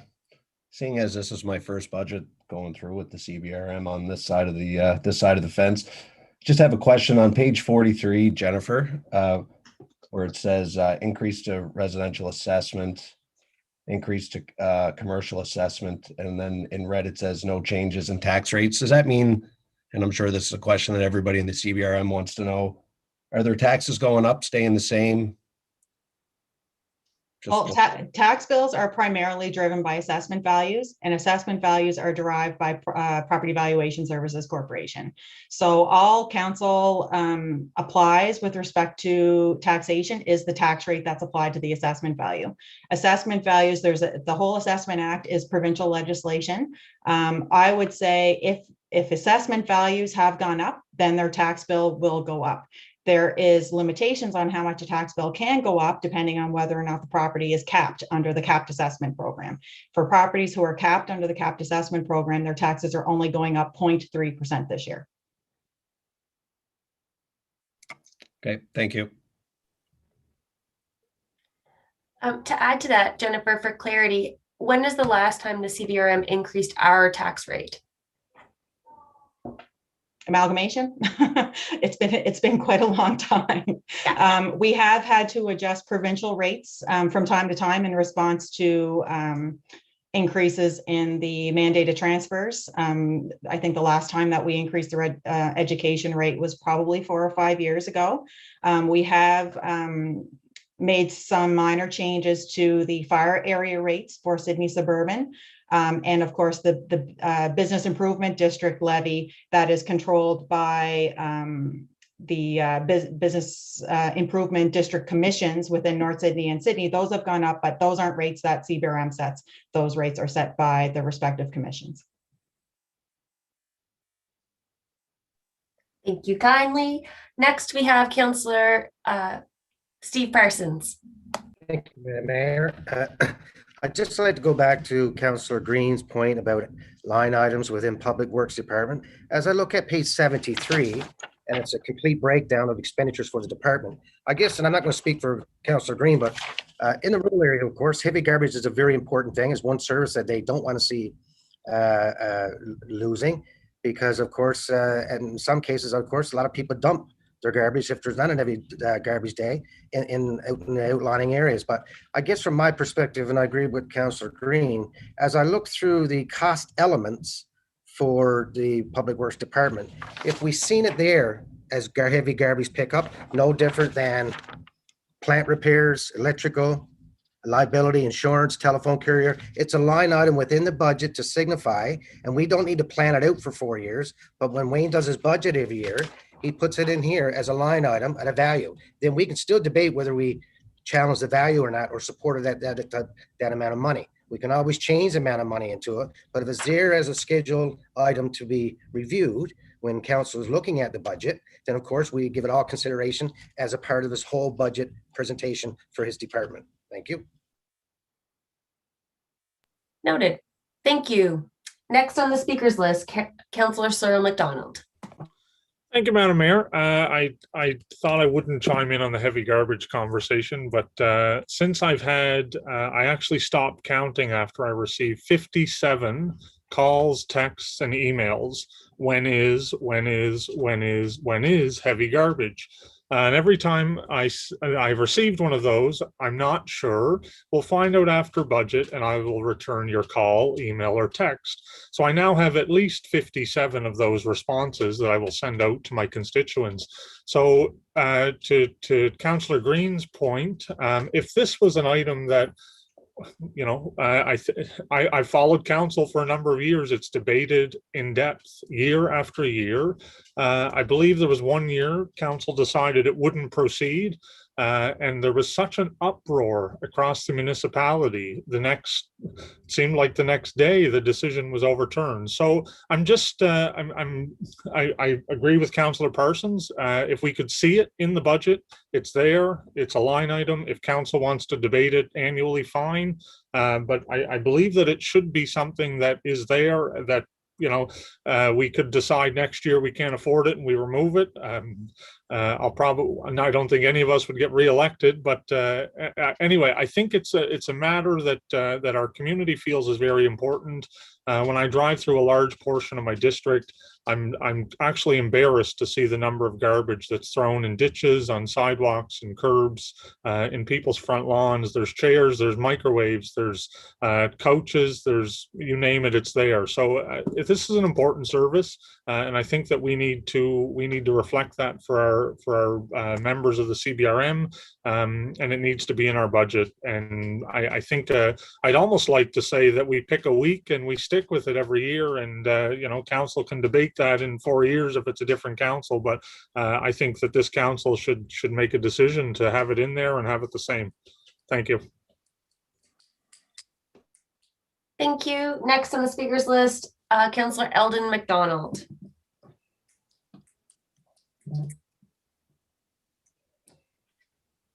Thanks very much, Madam Mayor. Just to bring up a couple of things, and just for clarity, I'm going to go through you to Jennifer, as I've said this to residents in the past. So I just want to make sure that I'm not speaking out of order.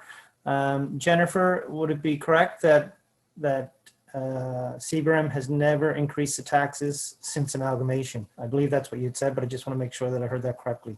Since amalgamation, we've never increased CBRM property taxes. Would that be accurate?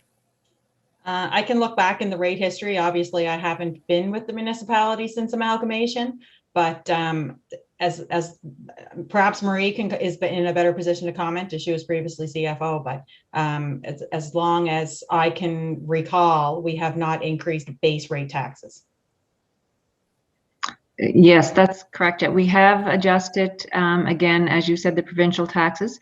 We did increase commercial tax when we lost the business occupancy tax to make up for the lost revenue. And we did change around the fire rates, not to increase the revenue, but to make it more equitable to what was actually being spent in the areas. So yeah, the base rate has stayed the same. But have adjusted some things to equal actual costs, but we have not changed the base rate. Okay, that's what I thought. Thank you. And just so I can make sure, Madam Mayor, I plan on bringing this up later, but I know we're having a lot of discussions about various issues without getting into the actual department ledgers and the departments and their binders. I want to speak about the Blossom program, and I believe Bill may be on the line, but I will have an opportunity to speak to that when we get to the Parks and Grounds. Would that be accurate, that we are going to go through each department, and I will have an opportunity to bring that up? Would that be accurate? Indeed. Okay, thank you. I'll just bring it up then at that time for Bill at the time. Thank you. I know Director Wayne McDonald wanted to chime in as well, but for clarity, just heavy garbage is in our budget. It's part of a budget line. It might not say heavy garbage in particular. It's associated with other costs, but for the viewing public, heavy garbage is in our budget every single year. I'm getting information from staff just for clarity. Director Wayne McDonald. Thank you, Mayor McDougall. Yes. And it's to see some of the councilors' points on the bigger sheets. On page 93, there's a breakdown in contracts and agreements. It is in there and very clear to see in the solid waste section. The difficulty that comes in, I know some of the comments regarding selecting a week, those decisions are made very early in the year, and they have to do with the end of winter and the beginning of tourist season.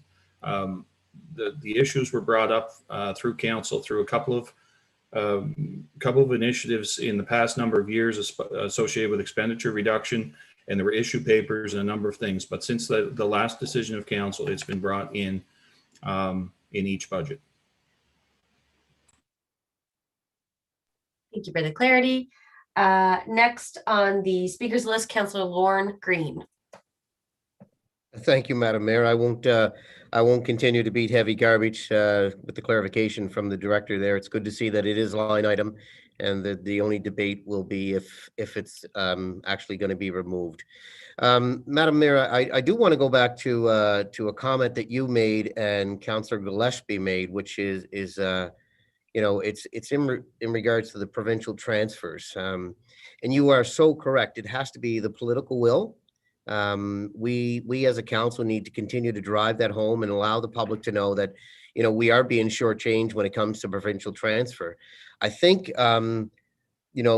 in an ideal world, obviously we would be treated fairly, and the right treatment would be provided to all municipalities, but obviously that's not the case.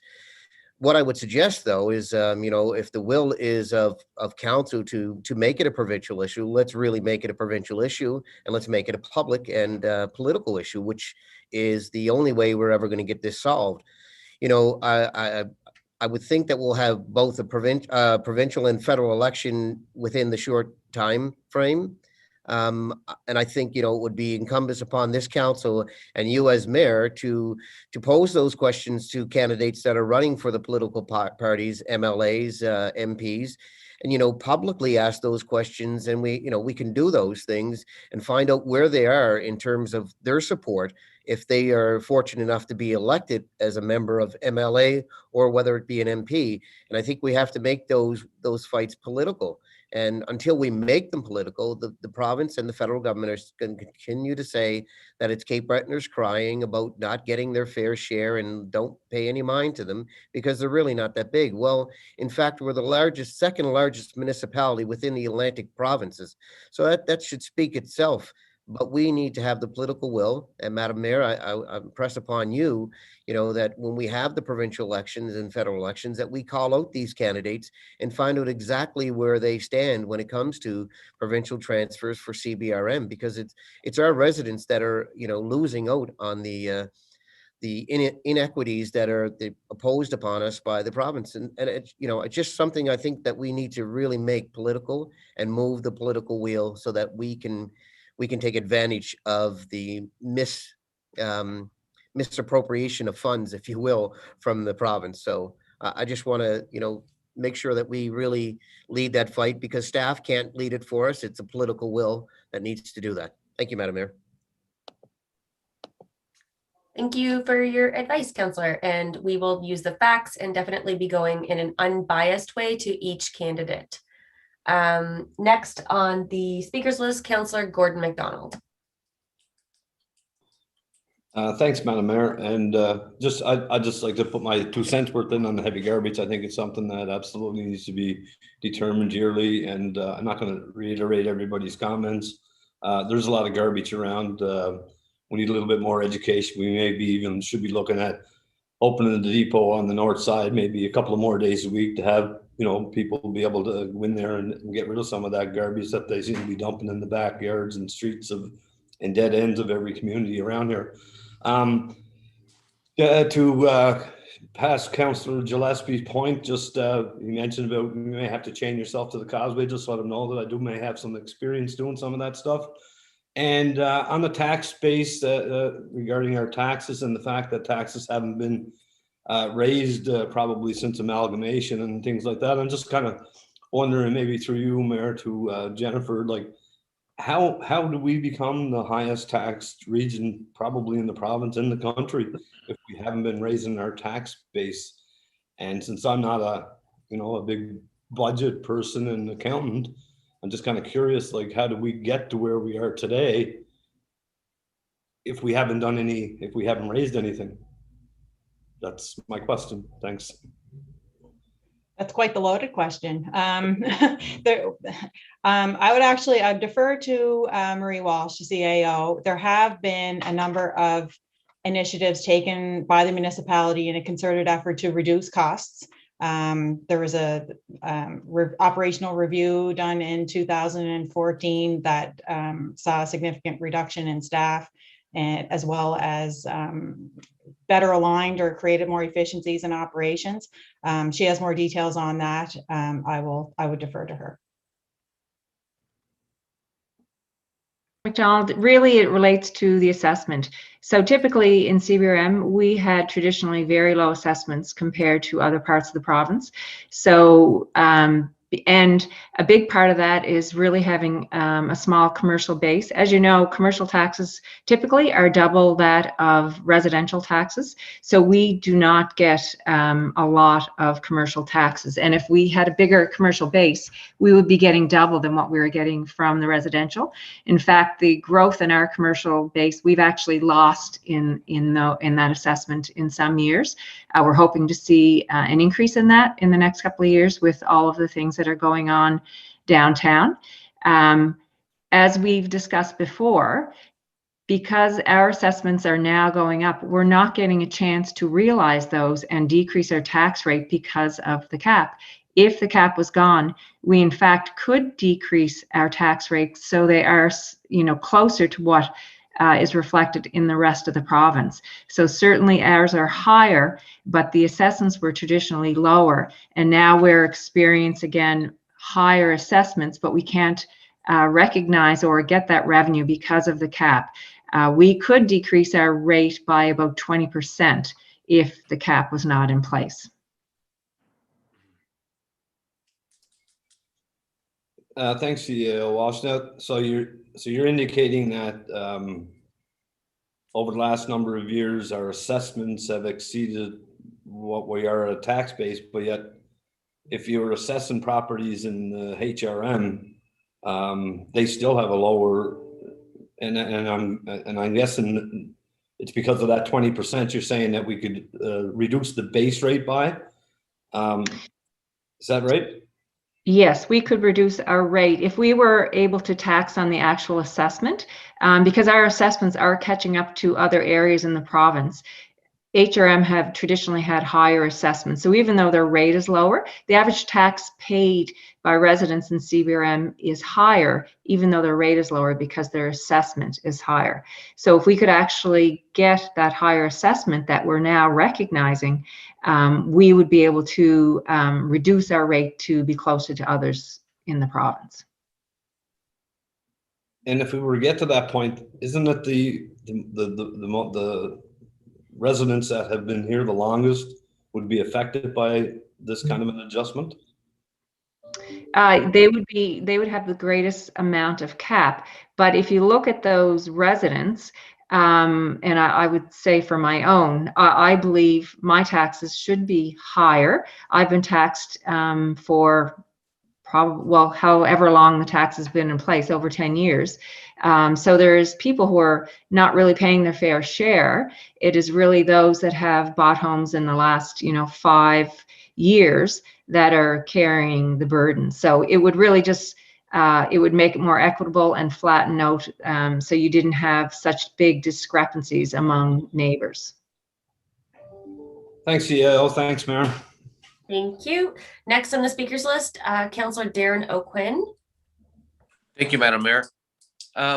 Like my other councillors, I'm very happy to hear the heavy garbage will be continuing every year. I too have heard from many constituents with their desire to have heavy garbage pick up every year. I guess my question would be going back to page 51. I'm not sure if it's for Jennifer or maybe Robert Walsh. I see the $1 million increase in police services, and I noted that and some other early reports that they had a high overtime rate. I'm wondering, will this increase be used to hire a number of new constables? And I also have a question on the 311 technology. Do we have an update on that? Do we have an exact startup date? Maybe that would be for John. Thank you very much. Okay. I guess if we could just, I don't want to put you off, Councillor, but just to defer until we get to those particular slides. Your questions are kind of in advance of where we're at in the budget presentation right now. Sure. Those questions will certainly be addressed when we get to those respective departments. Okay, thank you very much. Thank you. Okay, and on 311, Councillor O'Quinn. Yes. We have posted and actually have filled 3 of the positions for 311. So probably within, I'm working right now at the positions were filled internally. So I'm working with the current managers on when they can be released so that we can start. So we're pretty much ready to go. All of the technology is ready. So If you, like all of the cell towers are ready, all of the landlines are ready. So as soon as we can get, as soon as this budget is passed and we can get those staff members released, we can start the process. And I do think it's important because as you could probably see with this shutdown, how important it would be to have that one number. And you can see through the province how 811 has become the number, and that will become our number. So we're ready to go. The technology is all set up. We have everything ready to go. We have 3 positions, I think 2 or 3 positions fully filled, and we're just waiting to fill the rest. So in the next, maybe month, we should be fully live. That's great to hear, John. Thank you very much. Okay. Thank you, Councillor. Councillor Lauren Green. Thank you, Madam Mayor. Through you to Wayne. Wayne, the line item in Engineering Public Works for fleet, and we did the capital yesterday, and you indicated the yellow equipment. I'm assuming the yellow equipment is captured in that line as well. Is that correct? Yes, Councillor, it's there's a line item included referred to as leases. So there's an increase in Public Works East associated with one piece of equipment. Okay, and before we purchase any equipment, which you indicated, not yesterday, the day before, we're going to pursue the lease avenue in terms of those yellow, the yellow equipment that we don't use on a regular basis. We're going to pursue the leasing of those pieces of equipment. Yeah, there were certain pieces included in the operating budget. The Okay. others are in capital, but that's correct. Okay. Thank you. Okay, thank you. Jennifer, you are free to continue. Okay. Yeah. No, this is a great discussion and the questions are much appreciated. Engineering and Public Works, almost $51 million budget for this upcoming fiscal year. It's an increase of just over $1 million or 2.2%. There are some highlights within each respective area of engineering and public works operations, which are listed on the slide. Just to go through them quickly, under administration, we're required to implement new asset management software, and the increase in that line item is associated with the licensing and software costs associated with that new piece of technology. Public Works operations, there are adjustments there for COVID-related costs. There is a reduction of $175,000 in COVID-related costs, just due to, I guess, over anticipating what the cost would be in the operation side. However, you will see an offsetting increase on the transit side for, so it's basically just a transfer from one particular department within Engineering and Public Works to the other. There was also 5 positions transferred to other CBRM or water utility departments out of Engineering and Public Works that had a net collective agreement increases offsetting part of that reduction for an overall reduced wages and benefits line item in operations of $335,000. And increases also with respect to CPI on plane and paving activities, sewer and culvert repairs of $305,000. For solid waste and recycling operations, those costs increase in contract and agreements mainly due to CPI and the impacts, obviously, of markets on cost recovery for recycling operations. And it's ironic that on CBC this morning, they were actually talking about that very issue with what to do with plastics and the limited market with respect to that. Transit operations are transitioning back to pre-COVID routes, at least they were up until this week. Maintenance requirements will be ongoing, and of course, the budget for transit has been adjusted to reflect additional cleaning requirements and sanitization in accordance with public health orders. And wastewater operations, as mentioned previously, just addition of 2 FTEs as new wastewater treatment plants come on board. And of course, other collective agreement increases are also included in Engineering and Public Works. And you stole my thunder, heavy garbage was included in the budget. That was going to be my line, but that's already been well discussed. So parks, buildings, and sorry, I just we had a question from Councillor Steve Parsons. Oh, sorry. Thank you, Madam Mayor. Through you to Wayne. Wayne, just a couple of questions. How much did we save this winter as far as what we budgeted for snow clearing and what the actual money was spent? Just curious in terms of how much. And number two question, as relates to the increased solid waste cost, is that a reflection of bid pricing as far as the RFP and the scopes of work? Thank you. Thank you, Councillor Parsons. Yes, I'll get you the exact details on winter, approximately $600,000 in savings, mostly due to the reduction in the amount of contracted requirements that we had for this winter. Your second question on the contract increases are tied to our contracts that are through the tendering and tendering process. They're related to CPI, what's referred to as CPI, consumer price index minus energy. So just for understanding purposes, so the bids that we're receiving on specific contracts, they're bidding higher prices this year versus what they were bidding last year. Thus, we're forced to kind of pay the higher price if that's what they're bidding, right?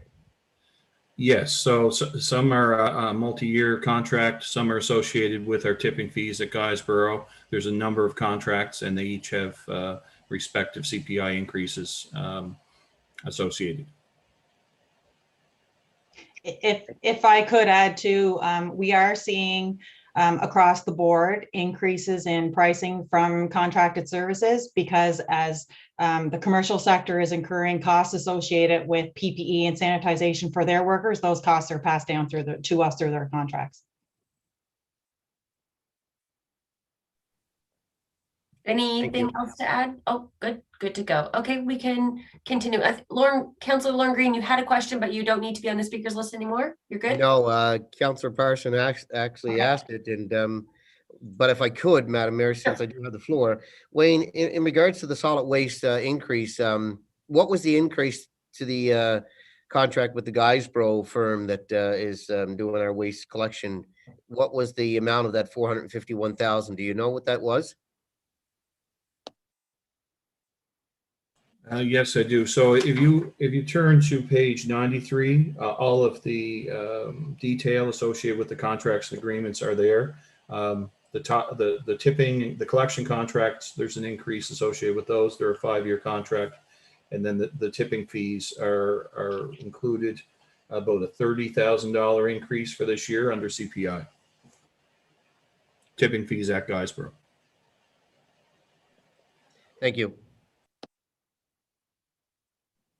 Good to continue, Jen. Okay, great. Okay, so parks, buildings, and libraries, combined budgets are $6.4 million. That's an overall increase of $243,000 over last year.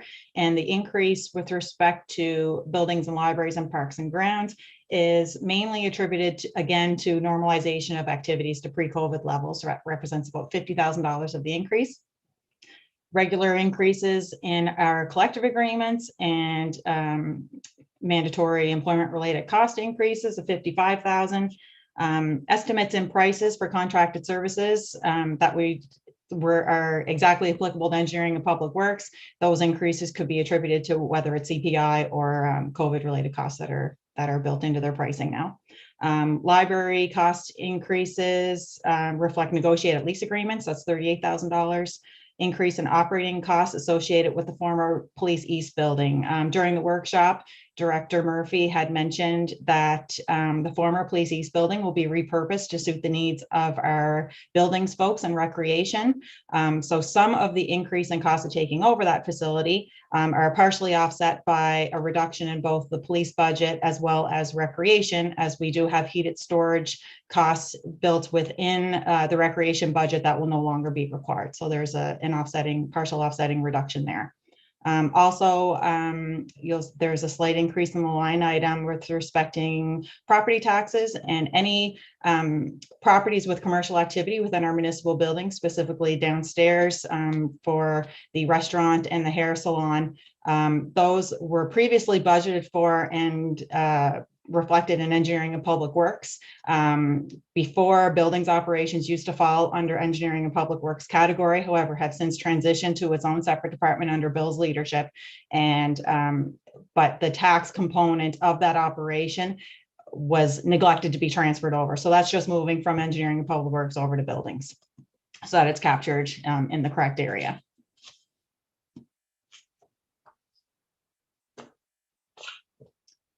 For facilities, the facilities budget is $3.7 million. There is a $640,000 increase over prior year. And again, it is most of it is simply transitioning to pre-COVID operations. That accounts for about $403,000, and the details of that are listed on this slide. There is additional plant maintenance required at Center 200 for about $20,000. And as I mentioned previously, again, we are entering into our first full year of operations for the Glace Bay Miners Forum. That required an adjustment in particularly fully staffing that facility for the entire year, as well as a full year of energy costs, which are estimated at $216,000.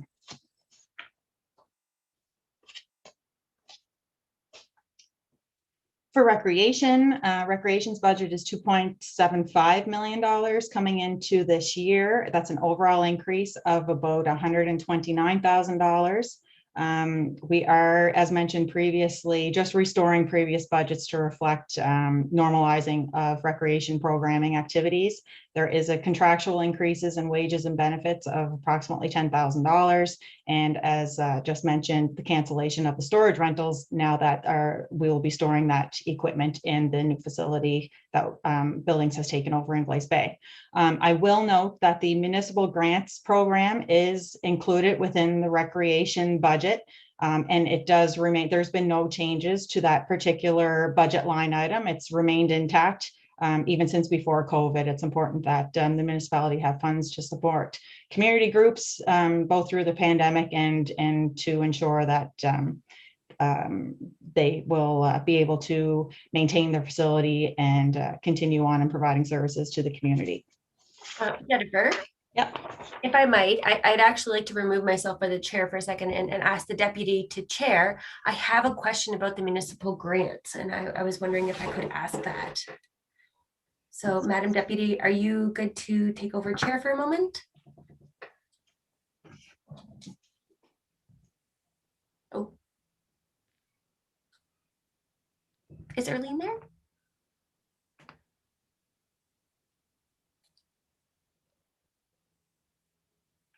Okay, I might have to wait till Erlene comes back then.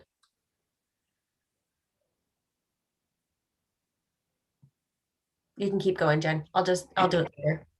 Madam Mayor, just with in regards Sorry, to Madam Mayor, I'm here. I couldn't get my mouse battery. I got to plug in now. Okay, good. Okay, great. I'll I'll hand it to you then.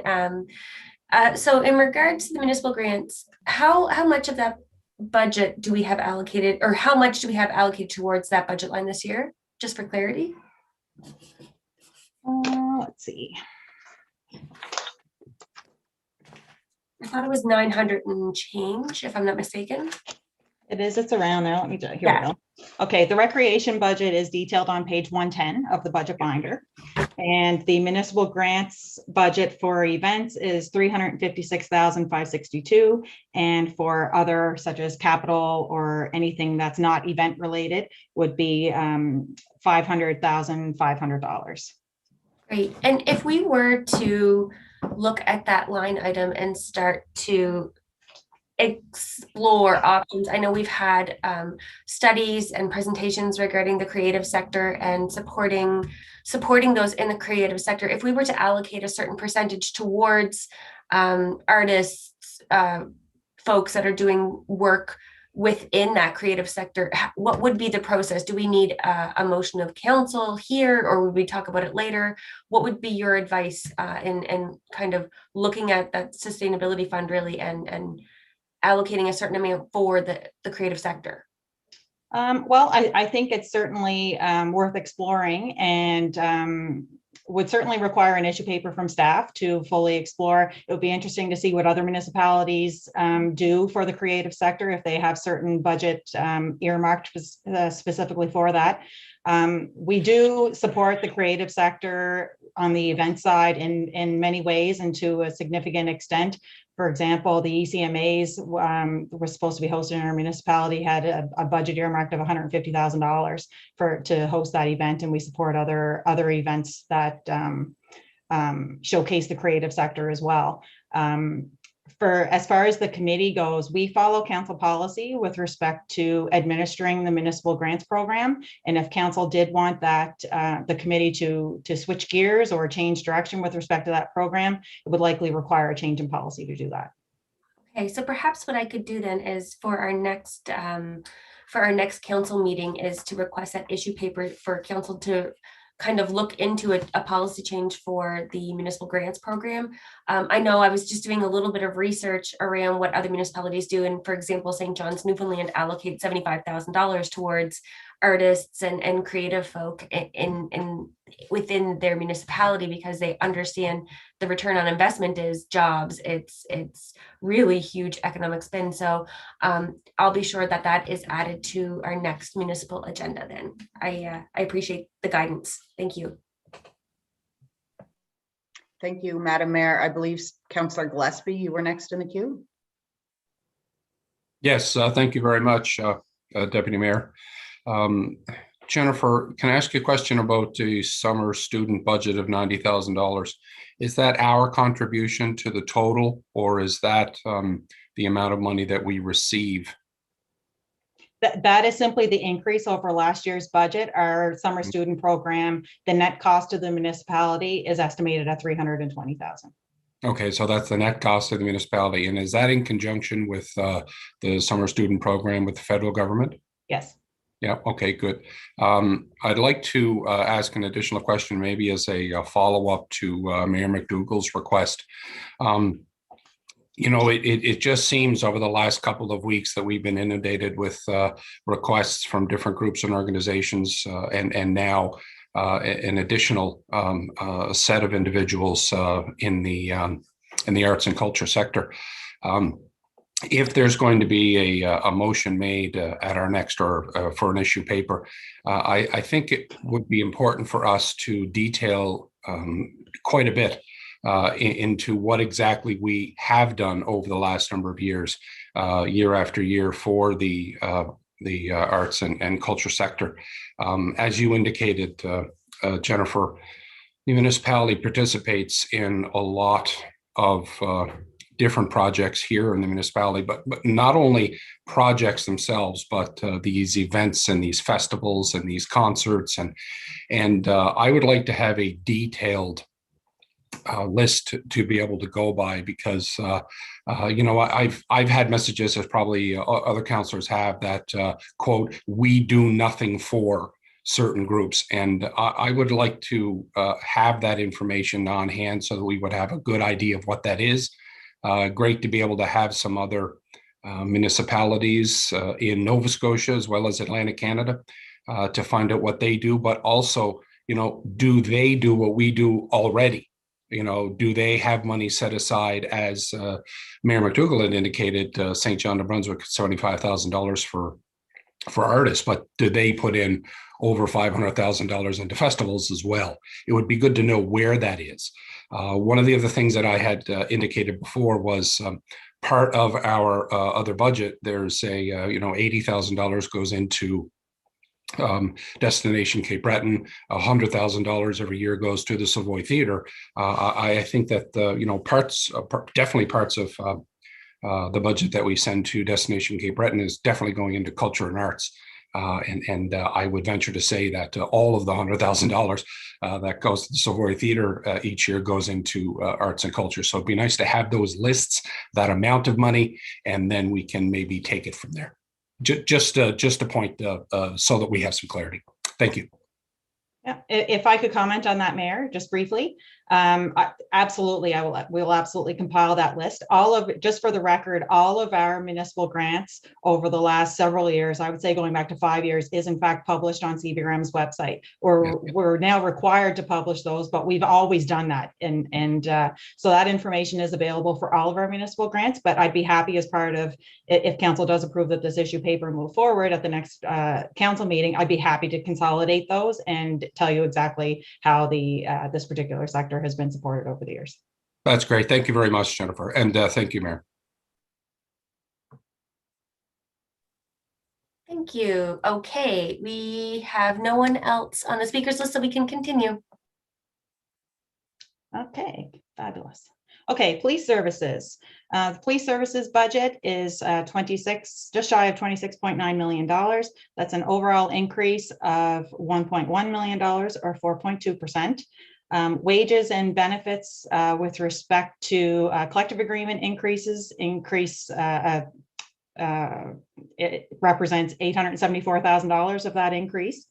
As well, transitioning to pre-COVID training levels and patrol operations account for another $124,000 of the increase. There is a net savings, as I mentioned previously, to police because they are in a modernized facility and more energy efficient building. And that savings offsets some of the increases with respect to vehicle cleaning, communication costs, and other contracts. And I did want to note that the Board of Police Commissioners did approve the police budget on March 29th, 2021. And I know Chief Robert Walsh is on the line if there's any questions respecting the police budget. But going back to Councillor O'Quinn's question on wages, the wage budget that is included for police assumes a full complement of 200 police positions being filled and on active duty. So if anybody is off on long-term disability or paid through workers' compensation, the savings realized by not having those positions on active duty offsets the overtime that is incurred by having to backfill those positions. There is a question from Councillor Lauren Green. Thank you, Madam Mayor. Not so much a question as a comment for my fellow councillors around the table here and the general public. Myself and the mayor received an email from an individual concerned about our frontline officers when it comes to the COVID vaccination. You might be quite surprised to find out that the province in their wisdom didn't see our officers as frontline workers, and therefore vaccination for our frontline officers has been somewhat delayed in our officers receiving that. Now, I don't know if the chief wants to jump in on this, but it's concerning to me that, you know, the province doesn't see our officers who, in most cases, are the very first individuals on the scene, whether it be an accident, whether it be a 911 call. Most often are the first to arrive. So they are definitely frontline, and it's quite alarming and concerning that the province doesn't see it as that, and you know, decide to move back the vaccination for our frontline officers. And so it's quite alarming to me. I just want the public to be aware that, you know, it's the provincial decision in regards to where our officers line up in terms of vaccination. Thank you, Madam Mayor. Thank you for bringing that up, Councillor. Very important information to share. Next on our speakers list, we have Councillor Steve Gillespie. Thank you, Mayor McDougall. And my question is to Chief Robert Walsh. I love saying that, Chief Robert Walsh.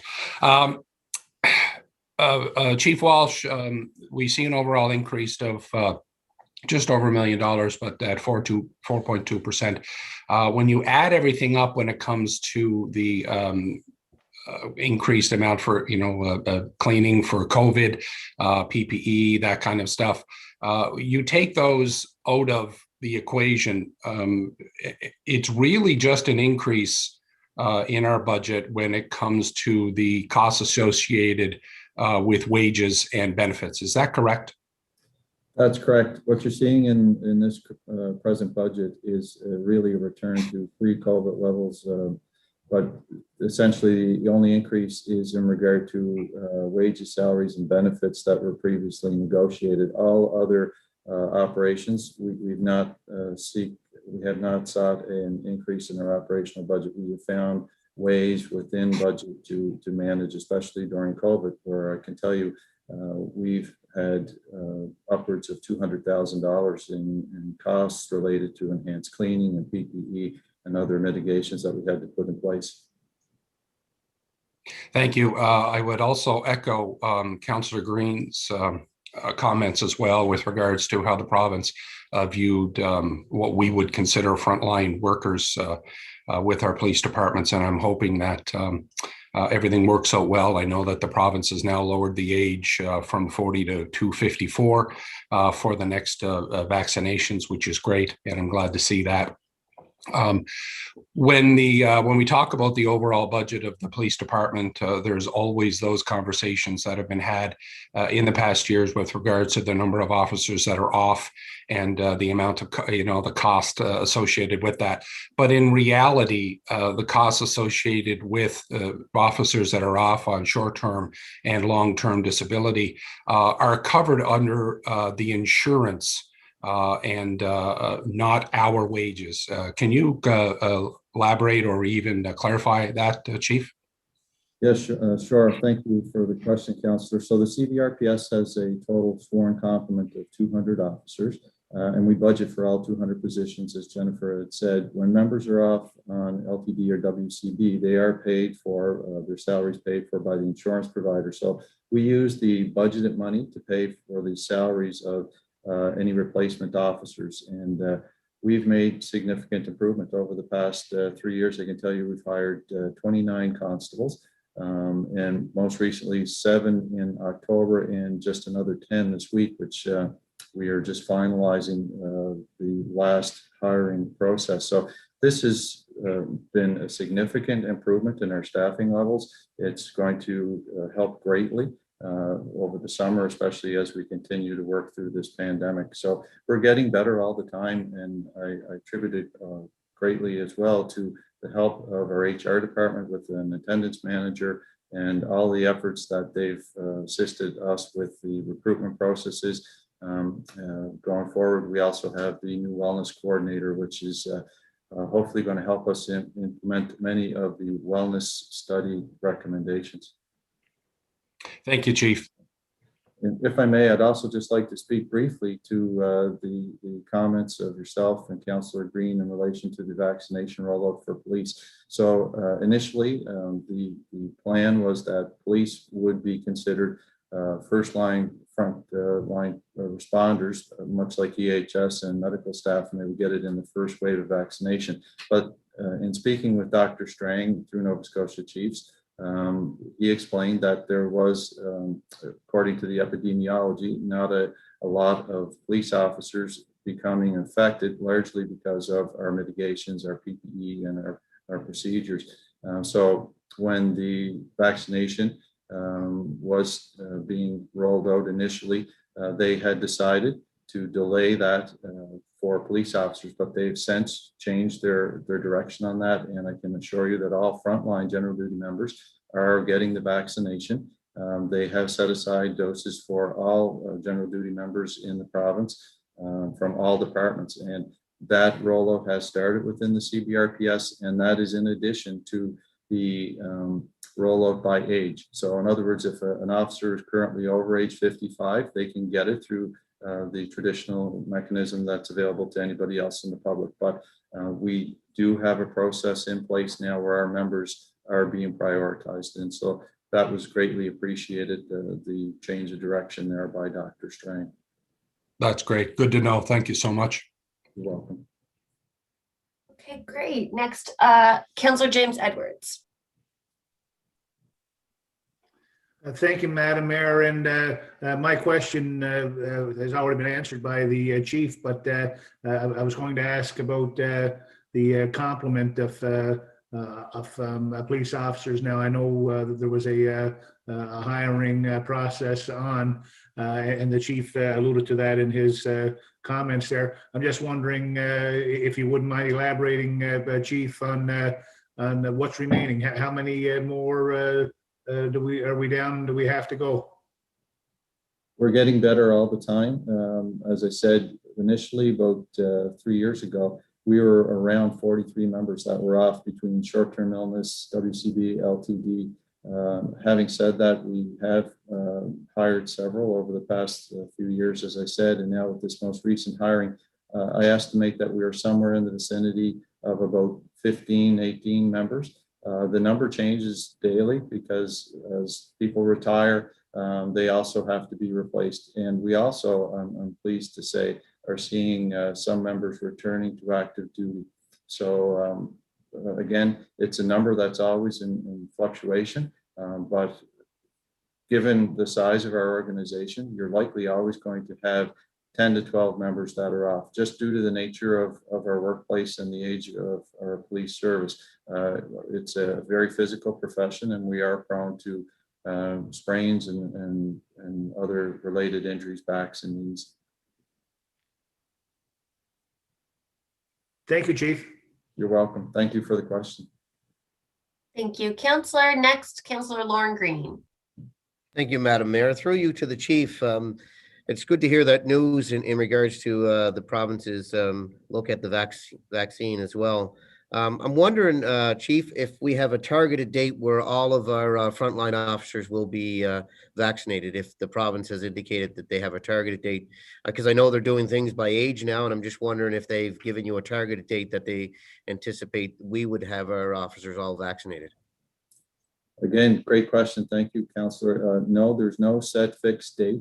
They are trying to get us the vaccine as quickly as possible. We anticipate likely within the next 3 weeks that we will have all of our members vaccinated. Some of the smaller departments, places like Bridgewater and Kentville are almost all fully vaccinated. But again, it's largely due to the size of us as a bigger department. We are the second largest municipal police service in the province, and I can tell you we're in a similar situation to Halifax Regional Police and the RCMP, in that they have large numbers of members to be vaccinated, so it takes a little longer.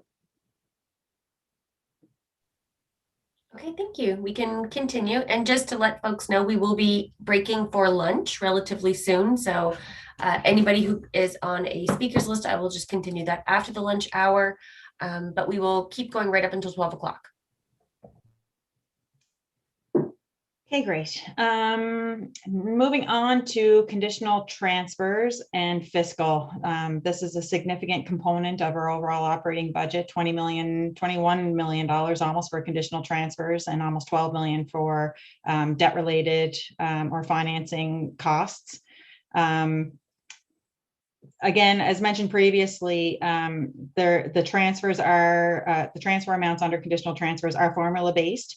And we did see an increase in that of $870,000. The remaining increase is related to the increase in the Business Improvement District levy for Sydney Downtown Development Association. Last year, the rate that the membership approved was 17.5%, and this final year is up to, not percent, 17.5 cents per $100 of assessment. And going into 21-22, their rate will be 20 cents. That's approved by the membership. We just collect that levy on their behalf and cut them a check, and they deliver their programs through their approved budget for the Sydney Downtown Development Association. Fiscal or debt related costs, as mentioned, were 11.7 million, which is a decrease of almost 1.6 million over last year. Short-term interest and bank charges were decreased $153,000, and that's to reflect the fact that our operating loan of $42 million is repayable over a 3-year period. So our first payment will occur in 21-22. So therefore, our short-term interest on that loan going forward will be reduced as part of that principal has been repaid. The remaining decrease is, as mentioned earlier, is just a temporary reduction in loan payments due to timing of borrowing for multi-year projects. That's it for that. With respect to fire and emergency services, we have $18.2 million budget. That's a $277,000 increase over last year. Increase associated with contractual obligations represents $239,000. Volunteer fire grants, there was a CPI adjustment of the net adjustment is $44,000 because the department has reallocated what was previously paid for workers' compensation benefits for volunteer departments and now include that expense within that line item. So the volunteer grant itself is $44,000, and the remaining increase in that line item is simply a move from workers' compensation down to the grant line item. There is a partial transition back to pre-COVID activities, specifically for training, of approximately $36,000. And also there will be cost efficiencies realized due to the relocation of Fire Services Sydney Station 1 from the current building that's on the Esplanade to the new building under construction on George Street. And that's approximate savings of 43,000. There's a couple of questions. So first we have Councillor Lorne Green. Thank you, Madam Mayor. Jennifer, I'm just wondering if we can go back to page 57. I'm just wondering, with the bank charges, do we negotiate or do we seek out bank charges, obviously decreases or better opportunities with financial institutions? Is that a yearly thing, or how is that done? Well, that's long overdue, Councillor. Actually, it has been quite some time since we put our banking services agreement out for RFP. Our procurement policy was just amended so that we are not required to go out for RFP. However, I will be bringing or discussing this with the audit committee, because banking services agreement oversight does fall under the jurisdiction of the audit committee. And I will be raising that with the committee at that time to gauge their interest in putting that particular service out for RFP. Okay, thank you. You're welcome. Thank you, Councillor. Next, Councillor Steve Parson. Thank you, Madam Mayor. Jennifer, through you and maybe Chief Sith, I noticed when I went through the overtime allotment for the last 4 years that fire services have increased from 179,000 to 785,000 over the last 4 years, which is certainly a substantial increase. I just need some clarity, maybe from Chief Sith, as it relates to, and I know he's only new here in the last year or so, but he may be able to shed some light on why that's such an increase in that department as it relates to overtime. Thank you. It's a great question, Councillor Parsons. One of the things we've been looking at is trying to figure out why it's actually occurring, and we are working closely with Human Resources right now to develop our plans going forward. As Chief Walsh had alluded to, the inclusion of the wellness coordinator and the work that the HR department's doing with us, I'm hoping to start realizing some of those benefits and start bringing that number down. Thank you. Thank you. Deputy Mayor Erling McMullen.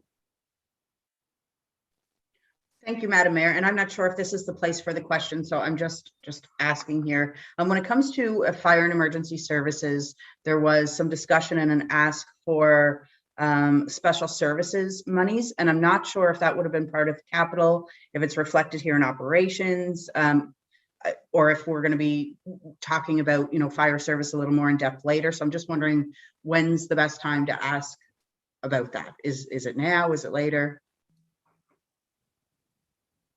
Thank you for the question, Deputy Mayor. The issue should be, it's not going to be part of this budget ask, just because of our revenue and in the position, financial position of CBRM. We are hoping that it will become part of the budget ask moving forward, but a lot of the revenue components and the cost of fire services right now is also not probably conducive to that right at this moment. Okay. All right. Thank you. And Madam Mayor, just to further speak to the question regarding overtime, the other item, a part of that we're working on is, and you may have seen the postings that went out recently, but we're looking at maintaining our minimum staffing and getting numbers back up to where they should be. Excellent. Thank you for the clarity, Chief, and thank you, Madam Deputy. We are going to now continue with Jennifer's presentation. Awesome. Okay, on to finance. Finance budget is $2.6 million. That's an overall decrease of $151,000, which sounds impressive, but really it's just normalizing our tax sale activity. As we bring properties to tax sale, there's fees applied to the tax accounts that's recorded as a cost recovery. We didn't anticipate any tax sales last year because of the pandemic. We were lucky to have one.